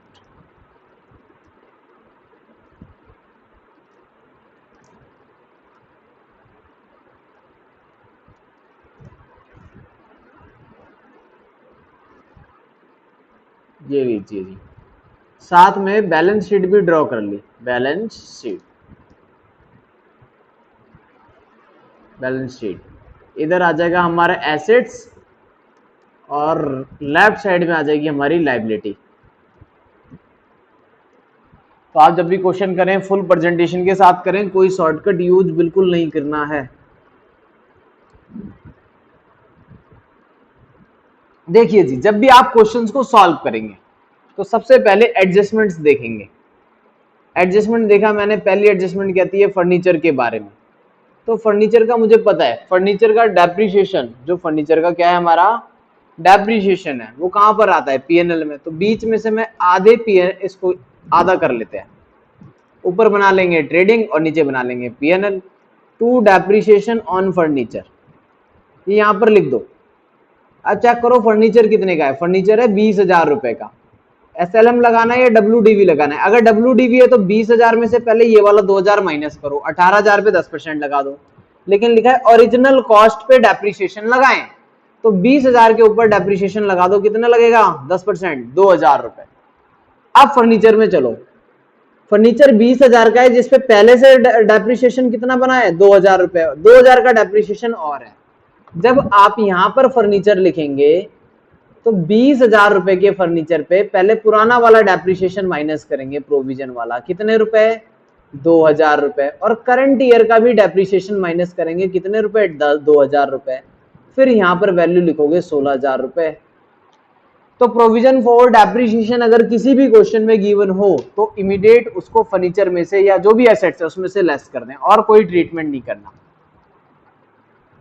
तो पहली एंट्री बिल्कुल सिंपल थी। दूसरी कहता है एक प्रोविजन बनाए डाउटफुल डेट्स पे, डेटर्स के ऊपर, तो 5% डेटर्स का प्रोविजन बना देंगे, वो भी यहीं पर आता है, provision for doubtful dates, debtors के ऊपर बनेगा। डेटर्स चेक कर लो कितने के हैं, 2 लाख रुपए के डेटर्स हैं हमारे। डेटर्स कितने के हैं 2 लाख रुपए के, इस पे 5% मुझे प्रोविजन बनाना है। तो डेटर और बैड डेट्स वगैरह एडजस्टमेंट में तो थी नहीं, क्योंकि एडजस्टमेंट हमने पढ़ ली, ना ही कोई कॉमन एडजस्टमेंट थी, ना तो सेल ऑन अप्रूवल था, ठीक है, ना कोई बैड डेट था एडजस्टमेंट के अंदर। यानी डेटर में से लेस करने के लिए कुछ भी नहीं है मेरे पास। 3 चीजें लेस करनी बताई थी, common adjustment, sale on approval, ठीक है, और बैड डेट्स, तीनों में से कुछ भी नहीं है। तो डेटर पे डायरेक्ट प्रोविजन बनेगा 2 लाख के ऊपर। लो जी, डेटर्स कितने के हैं आपके 2 लाख रुपए के। अगर 2 लाख रुपए के डेटर हैं तो 5% प्रोविजन बना देना है। 5% प्रोविजन बनाऊंगा तो 10,000 का प्रोविजन बनता है जी। अगर आप 5% प्रोविजन बनाएंगे 10,000 का तो डेटर कितने का बचेगा, 1,90,000 रुपए का डेटर आएगा। तो 10,000 का हमने क्या बना दिया, इसके ऊपर प्रोविजन बना दिया, 2 एंट्री डन हो गई। तीसरी, सैलरी आउटस्टैंडिंग 3,000 है और प्रीपेड 2,000 है, कोई दिक्कत नहीं है जी। सैलरी लिखो यहाँ पर, सैलरी कितनी बताइए क्वेश्चन में, चेक करो सैलरी बताइए, ये रही देखो 3,000, 30,000 रुपए। आउटस्टैंडिंग वाली सैलरी ऐड कर दो 3,000, प्रीपेड वाली माइनस कर दो, खत्म। प्रीपेड वाली कितनी है, 2,000 रुपए घटा दो, 31,000 रुपए आ जाएगा सैलरी। कोई डाउट है तो बताओ सैलरी में, बताया था ना एडजस्टमेंट लिखवाते टाइम, आउटस्टैंडिंग ऐड करते हैं, प्रीपेड लेस करते हैं, बैलेंस शीट में भी डाल दो। आउटस्टैंडिंग सैलरी है हमारी 3,000 रुपए की, जबकि हमारी प्रीपेड सैलरी है 2,000 रुपए की। प्रीपेड सैलरी कितनी है, 2,000 रुपए की। चलिए जी, तीसरी एडजस्टमेंट भी डन हो गई।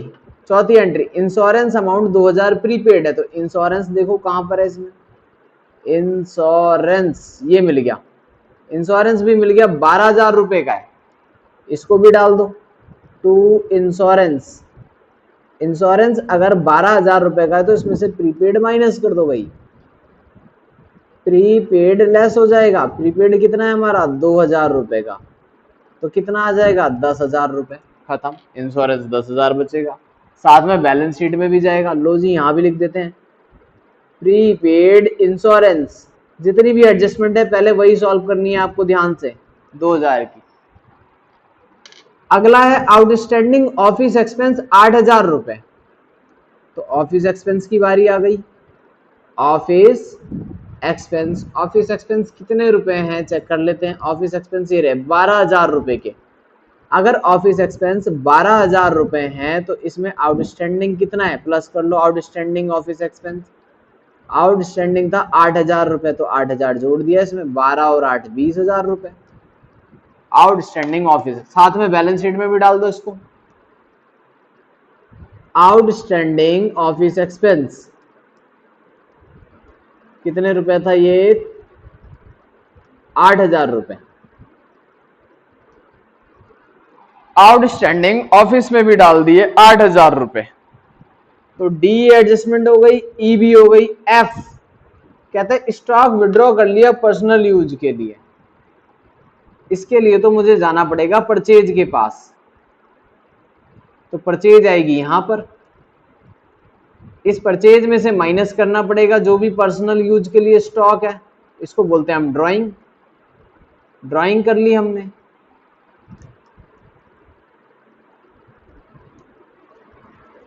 ड्राइंग कितने की कर ली, स्टॉक यूज कितने का कर लिया था पर्सनल यूज में, 2,000 रुपए का, 6,000 रुपए का, 6,000 रुपए का स्टॉक पर्सनल यूज कर लिया था। साथ में क्लोजिंग स्टॉक 60,000 रुपए का है, तो लो जी 6,000 रुपए का अगर पर्सनल यूज कर लिया था वो लिख दो, क्लोजिंग स्टॉक भी लिख दो 60,000 रुपए का, कोई दिक्कत नहीं है। By closing stock, closing stock कितने का है हमारा, 60,000 रुपए का, ये भी डाल दिया। और परचेज कितनी है, परचेज रिटर्न भी दे रखा है देखो 5,000 रुपए का, परचेज भी चेक कर लो, परचेज है 1,50,000, वो भी लिख दो। और ये लाइन गलत खींच दी, 1 मिनट, यहां पर परचेज रिटर्न भी माइनस कर देंगे साथ में, परचेज रिटर्न वाला पार्ट भी तो माइनस कर देंगे 5,000 रुपए का, तो 6 और 5 11,000 इसमें से लेस हो जाएगा, 1,50,000 में से 139 आ जाएगा। सारी एडजस्टमेंट हो गई हमारी, कोई सी एडजस्टमेंट हमने छोड़ी नहीं, क्लोजिंग स्टॉक भी डाल दिया, परचेज वाला जो गुड्स विड्रॉ करा था 6,000 रुपए का पर्सनल यूज के लिए वो भी डाल दिया। ये एक जगह और जाएगा, जो गुड्स विड्रॉ करे हैं वो एक जगह और जाएंगे, कैपिटल में से माइनस भी तो होंगे। हमने गुड्स विड्रॉ कर लिए कितने रुपए के, 6,000 रुपए के पर्सनल यूज के लिए, इसलिए ड्राइंग में से माइनस हो जाएगा क्योंकि ये पर्सनल यूज के लिए है। ठीक है, अब देखो आगे क्वेश्चन।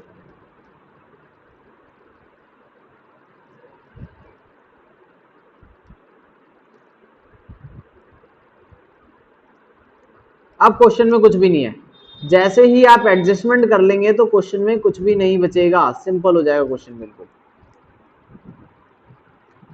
ठीक है, सारी एडजस्टमेंट डन हो चुकी है हमारी। सबसे पहले क्या दिया हुआ है, अब देखो लाइन से देखते जाओ और डालते जाओ। कैपिटल दिया है 1,00,000 रुपए की, फर्नीचर डाल चुके हैं, परचेज डाल चुके हैं, डेटर डाल चुके हैं, इंटरेस्ट अर्न दे रखा है 4,000 रुपए का, यहाँ लिख दो इंटरेस्ट अर्न।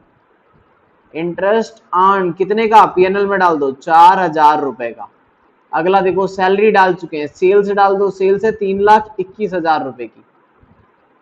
सेल्स यहाँ पे डालोगे ना, बाई सेल्स, सेल्स है हमारी 3,21,000 रुपए की, माइनस सेल्स रिटर्न माइनस कर देंगे इसमें से एसआर। परचेज रिटर्न हो गया। वेजेस, वेजेस भी यहीं पर आता है, वेजेस ट्रेडिंग में आता है, ट्रेडिंग में 20,000 रुपए के वेजेस आ गए। अगला रेंट, रेंट तो नीचे आएगा 15,000 रुपए का, तो रेंट भी डाल देते हैं अभी, अभी डालते हैं रेंट को। सेल्स रिटर्न माइनस कर देते हैं 10,000 रुपए इसमें से। अगर 10,000 घटा दूंगा 321 में से तो 3,11,000 आ जाएगा। ठीक है, एक रह गया था रेंट 15,000 रुपए का, तो रेंट डाल देता हूं भाई। लो जी, रेंट कितना, 15,000 रुपए, 15,000 का रेंट। ऊपर से क्या छोड़ा था मैंने, कैपिटल 1,00,000 रुपए की, कैपिटल भी लिख दो बैलेंस शीट में। कैपिटल कितने की है, 1,00,000 रुपए की। फर्नीचर डाल दिया था, परचेज डाल दिया था, डेटर्स डाल दिया था, interest on salary, sales, purchase return डाल दिया, रेंट भी डाल दिया, वेजेस भी डाल दिया, सेल्स रिटर्न भी पुट कर दिया। और क्या रह गया फिर, और है हमारे पास बेड डेट्स 7,000 रुपए का, पुराना बेड डेट्स है ये तो सीधे पीएनएल में आएगा बेड डेट्स। यहां लिखो बेड डेट्स, कितने रुपए लिखोगे, 7,000 रुपए का बेड डेट आ जाएगा हमारा, सीधे सीधे आ जाएगा, इसमें कोई दिक्कत नहीं है। ठीक है, बेड डेट्स पूरा का पूरा एज इट इज कॉपी करके यहाँ पर डाल देंगे, जो भी है हमारा कितने रुपए का है, 7,000 रुपए का। अगला बेड डेट्स के बाद क्रेडिटर 1,20,000, ड्राइंग 24,000, तो ये बैलेंस शीट में जाएगा, डाल देते हैं। क्रेडिटर 1,20,000 और ड्राइंग 24,000, कैपिटल में से माइनस, ये वाली ड्राइंग भी 24,000 भी माइनस। ठीक है, दोनों चीजें डाल दी। अगला देखो प्रोविजन फॉर बेड डेट्स, इसका मतलब है ओल्ड प्रोविजन, बताया था मैंने आपको ओल्ड प्रोविजन। ओल्ड में लिख दे रहा हूं आपको, एग्जाम में नहीं लिखना ओल्ड, ये प्रोविजन यहां पर डालना है उठा के, जो ट्रायल बैलेंस में गिवन होगा क्रेडिट साइड, इस प्रोविजन को उठा के क्रेडिट साइड में डाल देना। फिर है प्रिंटिंग स्टेशनरी,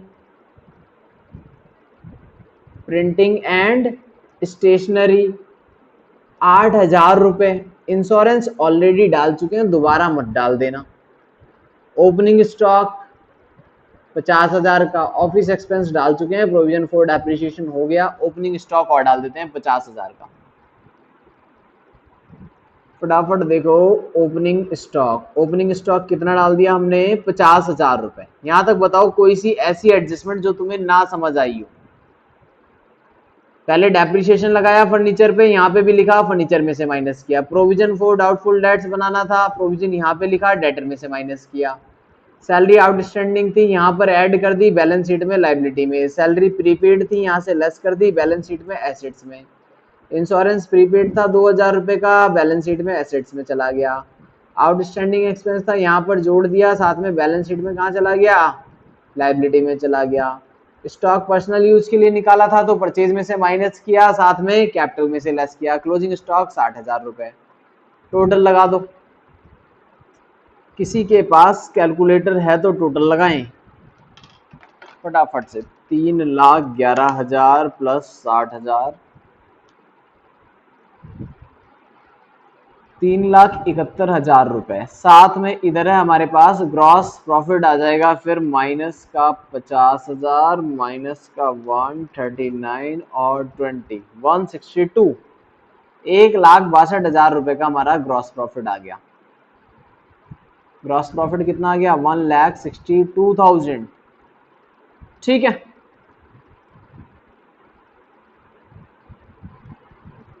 यहाँ पे भी टोटल कर लेते हैं फिर।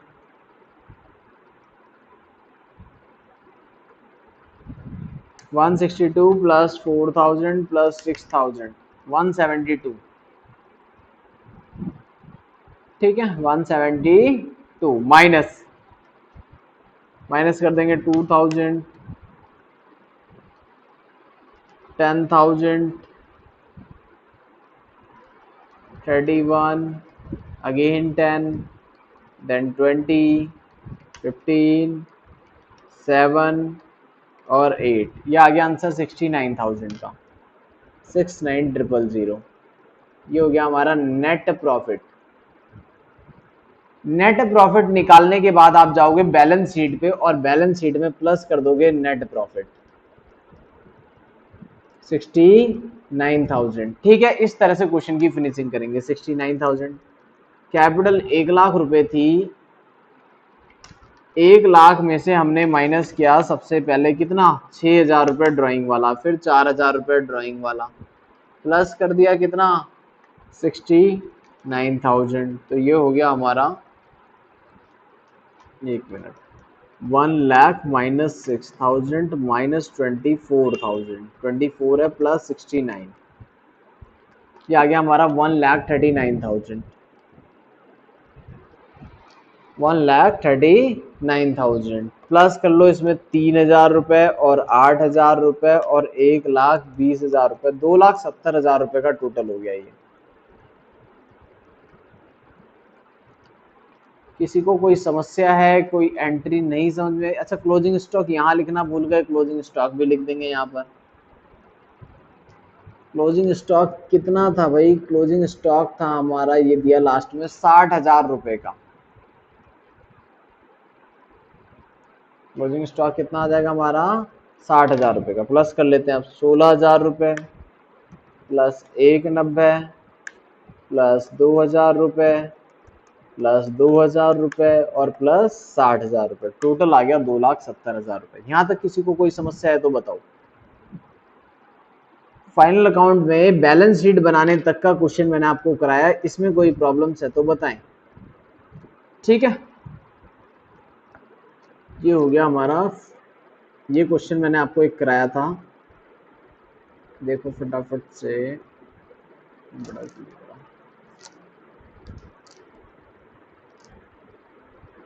थर्ड क्वेश्चन, आंसर कितना आ रहा था इसका 162 और 69,000 आ रहा था इसका आंसर। ठीक है, देखिए इसका एक पार्ट और देखें फटाफट।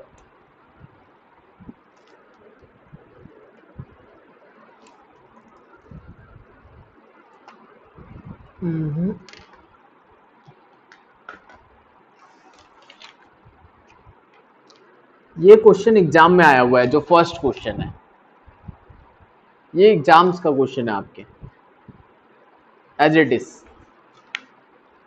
एग्जाम में आया था। जब क्वेश्चन ये आया, क्वेश्चन आया था 20 मार्क्स का। देखो इस क्वेश्चन में क्या क्या है, कहता है सबसे पहले कैपिटल अकाउंट गिवन है, स्टॉक गिवन है, सेल्स, रिटर्न। रिटर्न इनवर्ड का मतलब क्या है पता है किसी को? Return inward, sales return, right. Purchase return outward means purchase return, carriage inward, rent, taxes, salary, wages, debtor, creditors, back loan. चलो एक और एडजस्टमेंट देखो, कुछ होती है हिडन एडजस्टमेंट। हिडन एडजस्टमेंट मतलब जैसे ये बैंक लोन है, बैंक लोन लिखा है 14% पर एनम। अब ये मुझे पता ही नहीं लोन कब लिया, आपको पता है लोन कब लिया होगा? नहीं पता ना, तो पूरे साल का ब्याज लगाओ, 20 लाख पे पूरे साल का इंटरेस्ट देना है, कितना आएगा बताओ? ये हिडन एडजस्टमेंट बता रहा हूं मैं लोन के ऊपर, ये एडजस्टमेंट करके आनी होती है और क्वेश्चन में कहीं नहीं लिखा होता। कितना निकलेगा? 20,000 का 14% आ रहा है 2,800।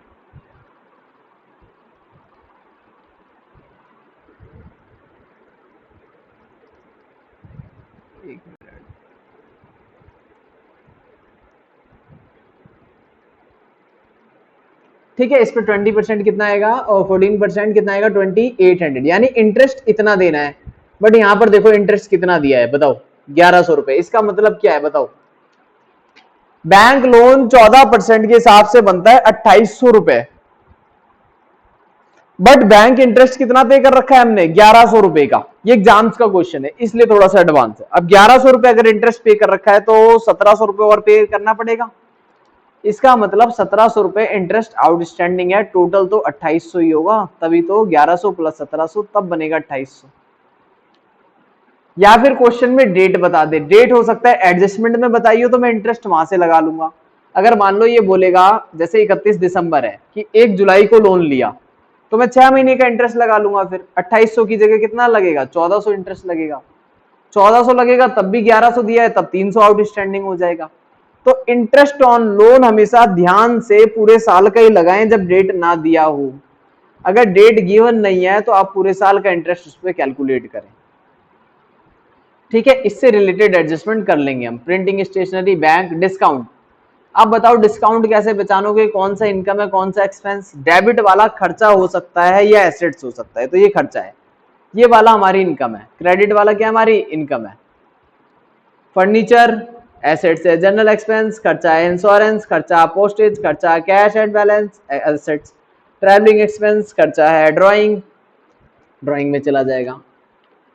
एडजस्टमेंट देखो इसकी, पहली एडजस्टमेंट देखो, इंक्लूड अमंग डेटर्स ₹3000। किसी से मुझे 3000 रुपए लेने हैं राम से, और उसी को देने भी हैं 1000 रुपए, तो जो कम वाला अमाउंट है वो एडजस्ट हो जाएगा। एक बंदे से मुझे 3000 रुपए लेने हैं और 1000 रुपए देने हैं, तो क्या करना चाहिए मुझे, 1000 रुपए से डेटर कम कर लेना चाहिए, 1000 रुपए से क्रेडिटर कम कर लेना चाहिए। इसका मतलब ये होता है, इसका मतलब मैं 2000 रुपए उसको बाद में कभी दे दूंगा, बट 1000 रुपए तो कम कर ले अभी, तो 1000 रुपए की एडजस्टमेंट हम सेट ऑफ कर देंगे। दूसरा, provision for bad and doubtful debts बनाना है 5%, फिर उस पर प्रोविजन भी बनाना है डिस्काउंट के लिए 2%। ठीक है, तो यहां पर वो एंट्री आएंगी जो एडजस्टमेंट मैंने आपको पढ़ाई है। एग्जाम्स के पर्पज से मैंने और सारी एडजस्टमेंट बता दी, बाहर से कुछ नहीं आता। डेप्रिसिएशन फर्नीचर पे लगाना है 10%। पर्सनल परचेज कर रखी है हरी ने 600 रुपए, और रिकॉर्ड कहां कर रखी है, देखो इसने ये गलत कर रखा है, हम इसको ठीक करवा देंगे। पर्सनल परचेज बिजनेस में नहीं आनी चाहिए, और इसने परचेज में लिख रखा है, परचेज में से हटा के कैपिटल में से माइनस कर देंगे। अच्छा देखो, पांचवी एंट्री देने की जरूरत नहीं थी ने, लिखा है interest on bank loan shall be provided for whole year. ये बात ना लिखी थी, ना लिखी होती तब भी हम पूरे साल का ही ब्याज लगाते, ऐसा नहीं है कि आधे साल का लगाते। ठीक है, या फिर कुछ और डेट होता तब हम चेंज करते। लिखा है पूरे साल का इंटरेस्ट लगाना है, ये बात ना भी लिखी हो तब भी आपको इंटरेस्ट पूरे साल का ही लगाना है। बताओ यहां तक कोई समस्या है किसी एडजस्टमेंट के अंदर तो। ठीक है, आगे देखें फिर। अ क्वार्टर, अ क्वार्टर का मतलब क्या होता है पता है किसी को, अ क्वार्टर लिखा हो इसका मतलब, अ क्वार्टर किसका, amount of printing and stationery का। क्वार्टर का मतलब 1/4, किसका 1/4, प्रिंटिंग एंड स्टेशनरी का 1/4 कर दोगे। Expense carry forward, carry forward का मतलब है अगले साल के लिए, यानी कि प्रीपेड है। देखो प्रीपेड सीधे सीधे नहीं बोला इन्होंने, इन्होंने कहा प्रिंटिंग स्टेशनरी का 1/4 इज अ प्रीपेड। लिखने का तरीका देखो language, a quarter of the amount of printing and stationery expense is to carry forward to the next year। जो खर्चा मैंने इस साल करा उसका 1/4 अगले साल में ट्रांसफर हो जाएगा, इसका मतलब प्रीपेड एक्सपेंस है। अगला पार्ट कहता है क्रेडिट परचेज 400 रुपए की है जो ओमिटेड है बुक से, तो क्या एडजस्टमेंट करेंगे। अनरिकॉर्डेड परचेज मैंने अभी बताई है आज, परचेज में बढ़ा दो और क्रेडिटर में बढ़ा दो। अगला क्लोजिंग स्टॉक है 78,600, और कुछ भी नहीं है। ठीक है, इसको भी लेते हैं फटाफट, देन सॉल्व इट।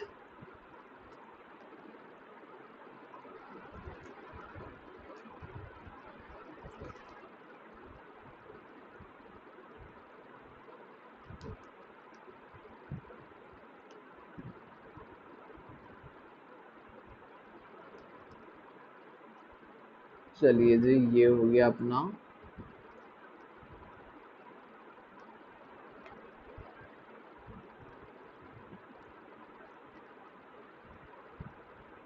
ठीक है, ये आ गया अपना क्वेश्चंस।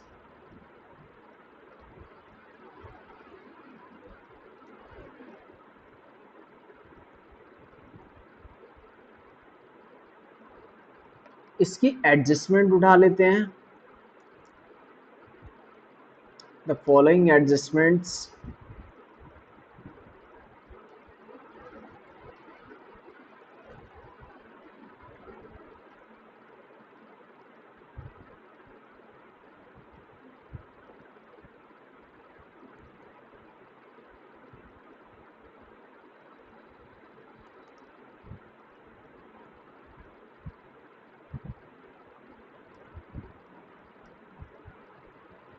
ये आ गई हमारी एडजस्टमेंट्स।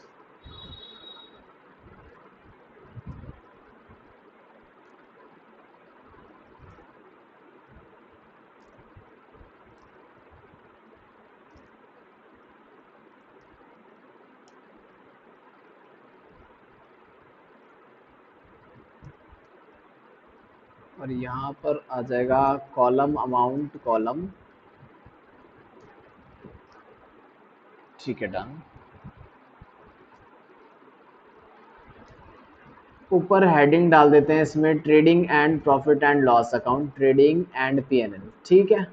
आप इसको कैपिटल लेटर में लिखना जब भी आप ऊपर हेडिंग डालें, प्रॉपर डेबिट क्रेडिट भी लिखें, भूलें ना किसी चीज को, और पर्टिकुलर्स वगैरह भी सारी चीजें ध्यान से डाल दें,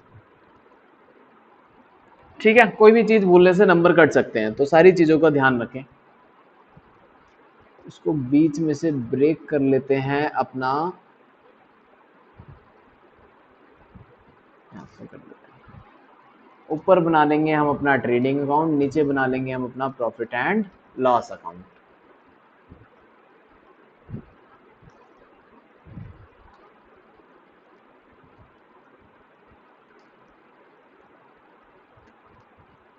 चलिए जी, देखिए पहली एडजस्टमेंट्स क्या थी हमारी। फर्स्ट एडजस्टमेंट अगर मैं आपको रीड कराऊं, अच्छा बैलेंस शीट रह गई, बैलेंस शीट भी ड्रॉ करते हैं फटाफट, पूरा क्वेश्चन फिनिश हो जाएगा फिर।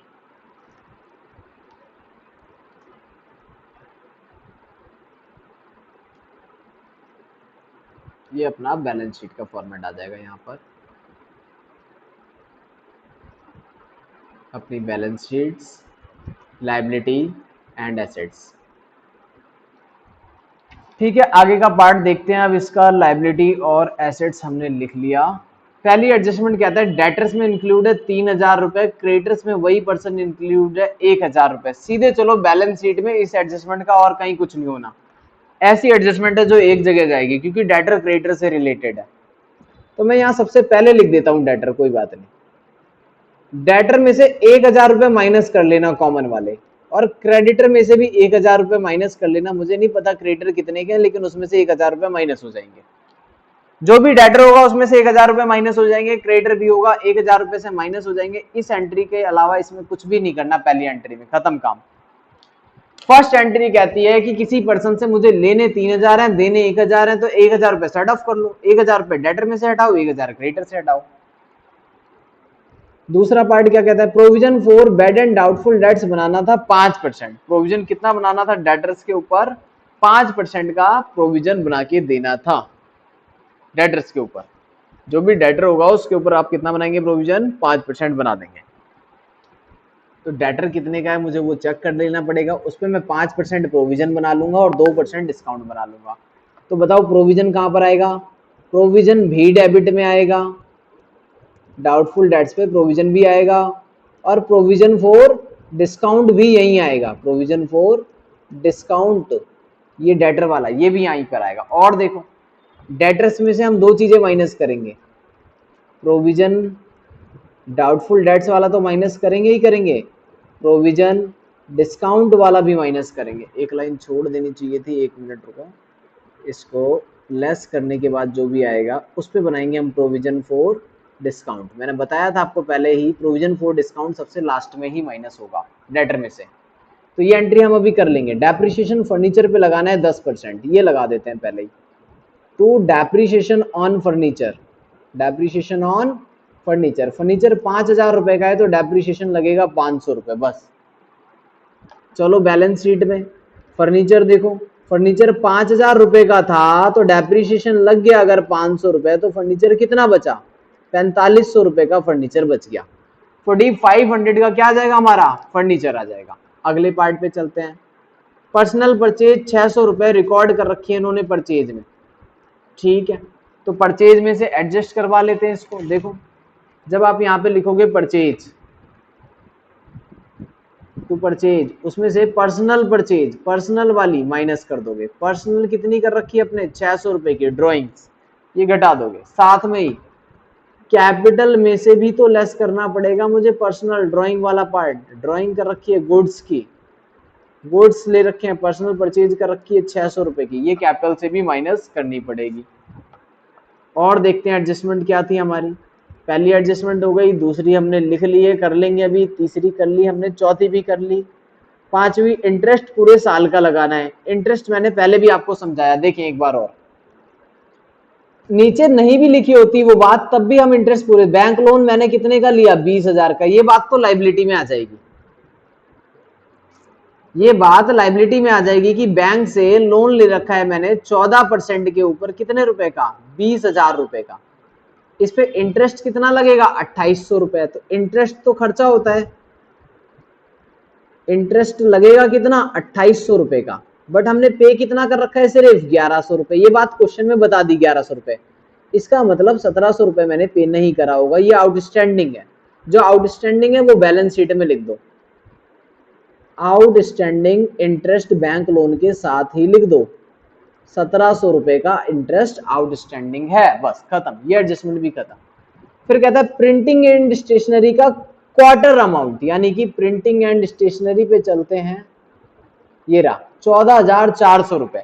प्रिंटिंग एंड स्टेशनरी कितने रुपए हमारे पास, 14,400 रुपए।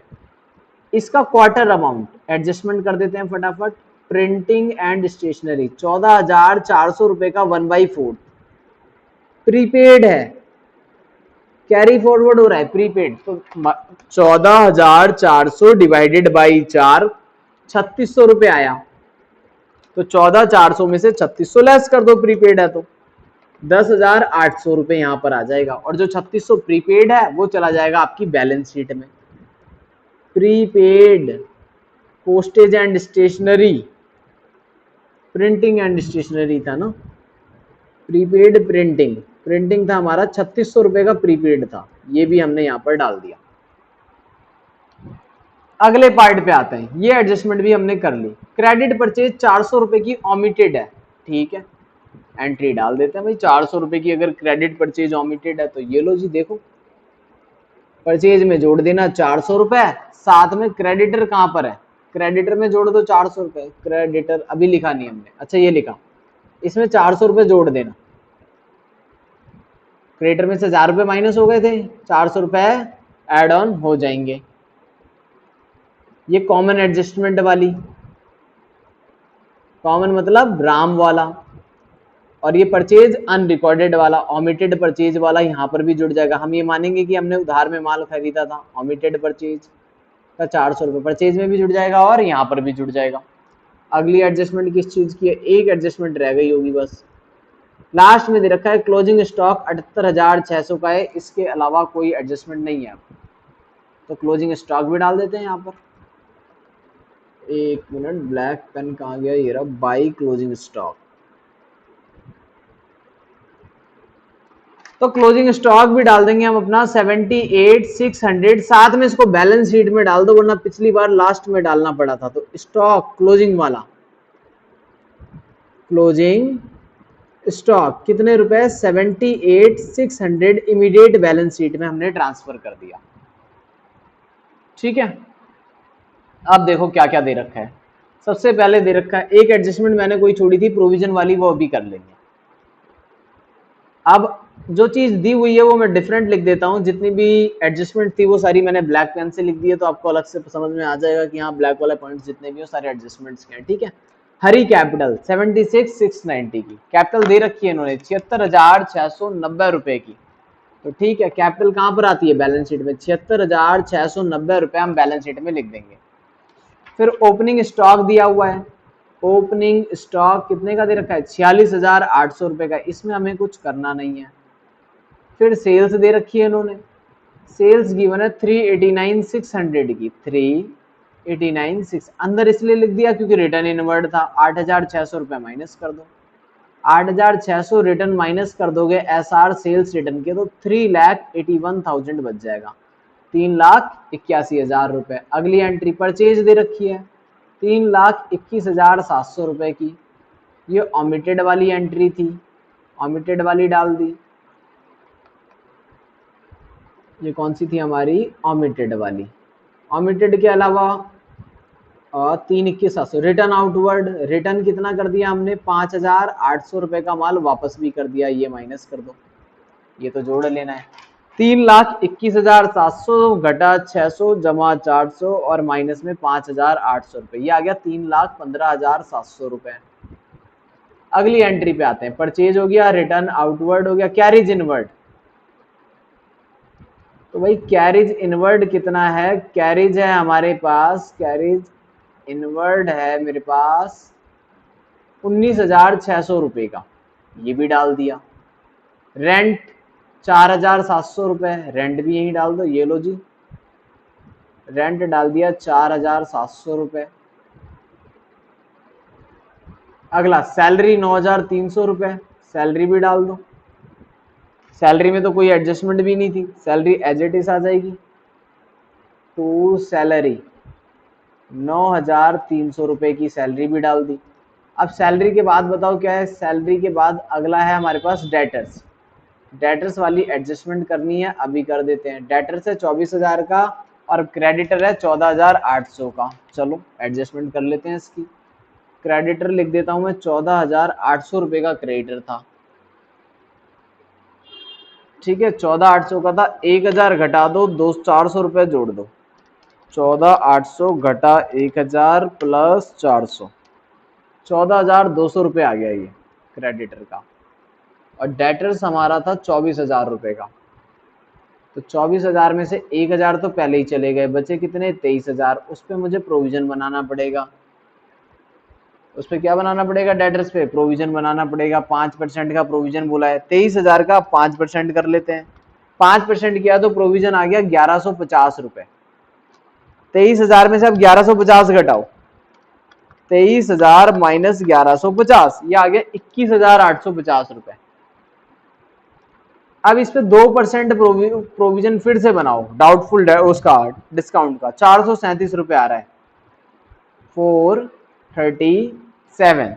तो 21,850, 21,413 रुपए के डेटर्स बच जाएंगे। 21,413, इसको 440 भी ले सकते थे राउंड ऑफ करके, लेकिन ठीक है 437, कोई दिक्कत नहीं है। 21,413 रुपए। तो 437 का प्रोविजन फॉर डिस्काउंट, 1,150 का प्रोविजन फॉर डाउटफुल डेट्स, इसको पुट कर दो। 1,150 रुपए का प्रोविजन फॉर डाउटफुल डेट्स और 437 रुपए का प्रोविजन फॉर डिस्काउंट्स, ये एंट्री भी हमने डाल दी। अगली एंट्री देखते हैं। Debtors done, creditor done, bank loan done, interest done, printing stationery done. Bank में 8,000 रुपए। उसके बाद वाला पहले लिख देते हैं डिस्काउंट। डिस्काउंट डेबिट वाला, डेबिट में डिस्काउंट अलाउड है क्योंकि वो 1,800 रुपए का। और ये डिस्काउंट रिसीव है जो क्रेडिट में है, डिस्काउंट रिसीव है जो क्रेडिट में है। क्रेडिट वाला डिस्काउंट कितने रुपए है हमारा? क्रेडिट वाला 4,440 4,440, 4,440 रुपए। Furniture already done. General expense यहीं पे डाल देंगे, to general expense. General expense कितने हैं हमारे? जनरल एक्सपेंस है 11,450 रुपए, जनरल एक्सपेंस भी डाल दिए। इंश्योरेंस रह गया था, इंश्योरेंस भी डाल देते हैं। देखो कॉपी करना है बस। इंश्योरेंस कितने का है? 1,300 रुपए का। पोस्टेज एंड टेलीग्राम कितने की है हमारी? पोस्टेज एंड टेलीग्राम है 2,330 रुपए की। कैश में 380 रुपए और बैंक में 8,000 रुपए, ये डाल देते हैं बैलेंस शीट में अब, वरना ये फिर रह जाएगा। कैश और बैंक दोनों डाल दो। कैश में 380 रुपए और बैंक में अपने 8,000 रुपए। ये एंट्री हो गई डन। अगली एंट्री देखते हैं। Travelling expense to travelling expense 870 रुपए। ड्राइंग कितने की है? अब 30,000 रुपए की। एक और ड्राइंग है, कुछ ड्राइंग कर रखी होगी इन्होंने 30,000 रुपए की। अब कोई एडजस्टमेंट ऐसी नहीं है कि जो और एडजस्टमेंट्स करनी हो, ठीक है। नेट प्रॉफिट आएगा वो एड ऑन लेस कर लेंगे, जो भी होगा नेट प्रॉफिट आएगा तो जोड़ लेंगे इसमें, ठीक है। कैपिटल में बस टोटल लगाते हैं, क्वेश्चन खत्म। ये लास्ट क्वेश्चन आज की क्लास का, टोटल लगाते हैं देन ओवर। चलिए जी, यहां पर आ जाएगा आप ग्रॉस प्रॉफिट। टोटल करते हैं 3,81,078,600 टोटल आ गया 4,59,600 रुपीज 459,600 रुपीज 4,59,600 रुपीज यहाँ लिख देता हूँ मैं साइड में 459,600 ठीक है ये है टोटल माइनस 46,800 माइनस 3,15,700 और 19,600 रुपए 77,500 रुपीज का आपका प्रॉफिट आ रहा है 77,500 का तो ग्रॉस प्रॉफिट यहाँ पर आ जाएगा 77,500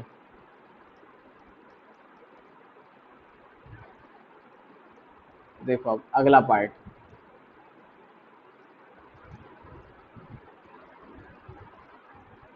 77,500 प्लस 4,440 81,940 81,940 अब इसमें से माइनस कर लेंगे हम 1150 437 4700 माइनस 500 2800 9300 10800 ये सारा लेस कर रहे हैं 1800 11,450 रुपये और फिर है 1,300 रुपये फिर रह गया 2,330 और लास्ट वाला था 870 34,503 रुपये का नेट प्रॉफिट आ गया नेट प्रॉफिट कितना आ गया 34,503 रुपए का 34,503 this is your net profit अगर नेट प्रॉफिट आया है तो बैलेंस शीट में जोड़ दो 34,503 रुपए प्लस कर लो 34,503 प्लस 76,690 माइनस में है 30,000 और 600 80,593 रुपए आ रहा है यहां तक करके इसका भी टोटल लगा देते हैं कितना आता है देखते हैं प्लस 20,000 प्लस 1,700 प्लस 14,200 तो 1,16,493 रुपए आ रहा है ठीक है कोई डाउट है तो बता देना एसेट्स में 21,413 प्लस 4,500 3,600 78,600 प्लस 380 और प्लस 8,000 1,16,493 रुपए एसेट्स का टोटल ठीक है डन अब क्या करना है इस वीक में आपको प्रैक्टिस कर लेनी है कल का मैं देखता हूं कल का अगर कोई टाइम मिलता है तो कल भी एक क्लास ले लेंगे क्योंकि ट्यूसडे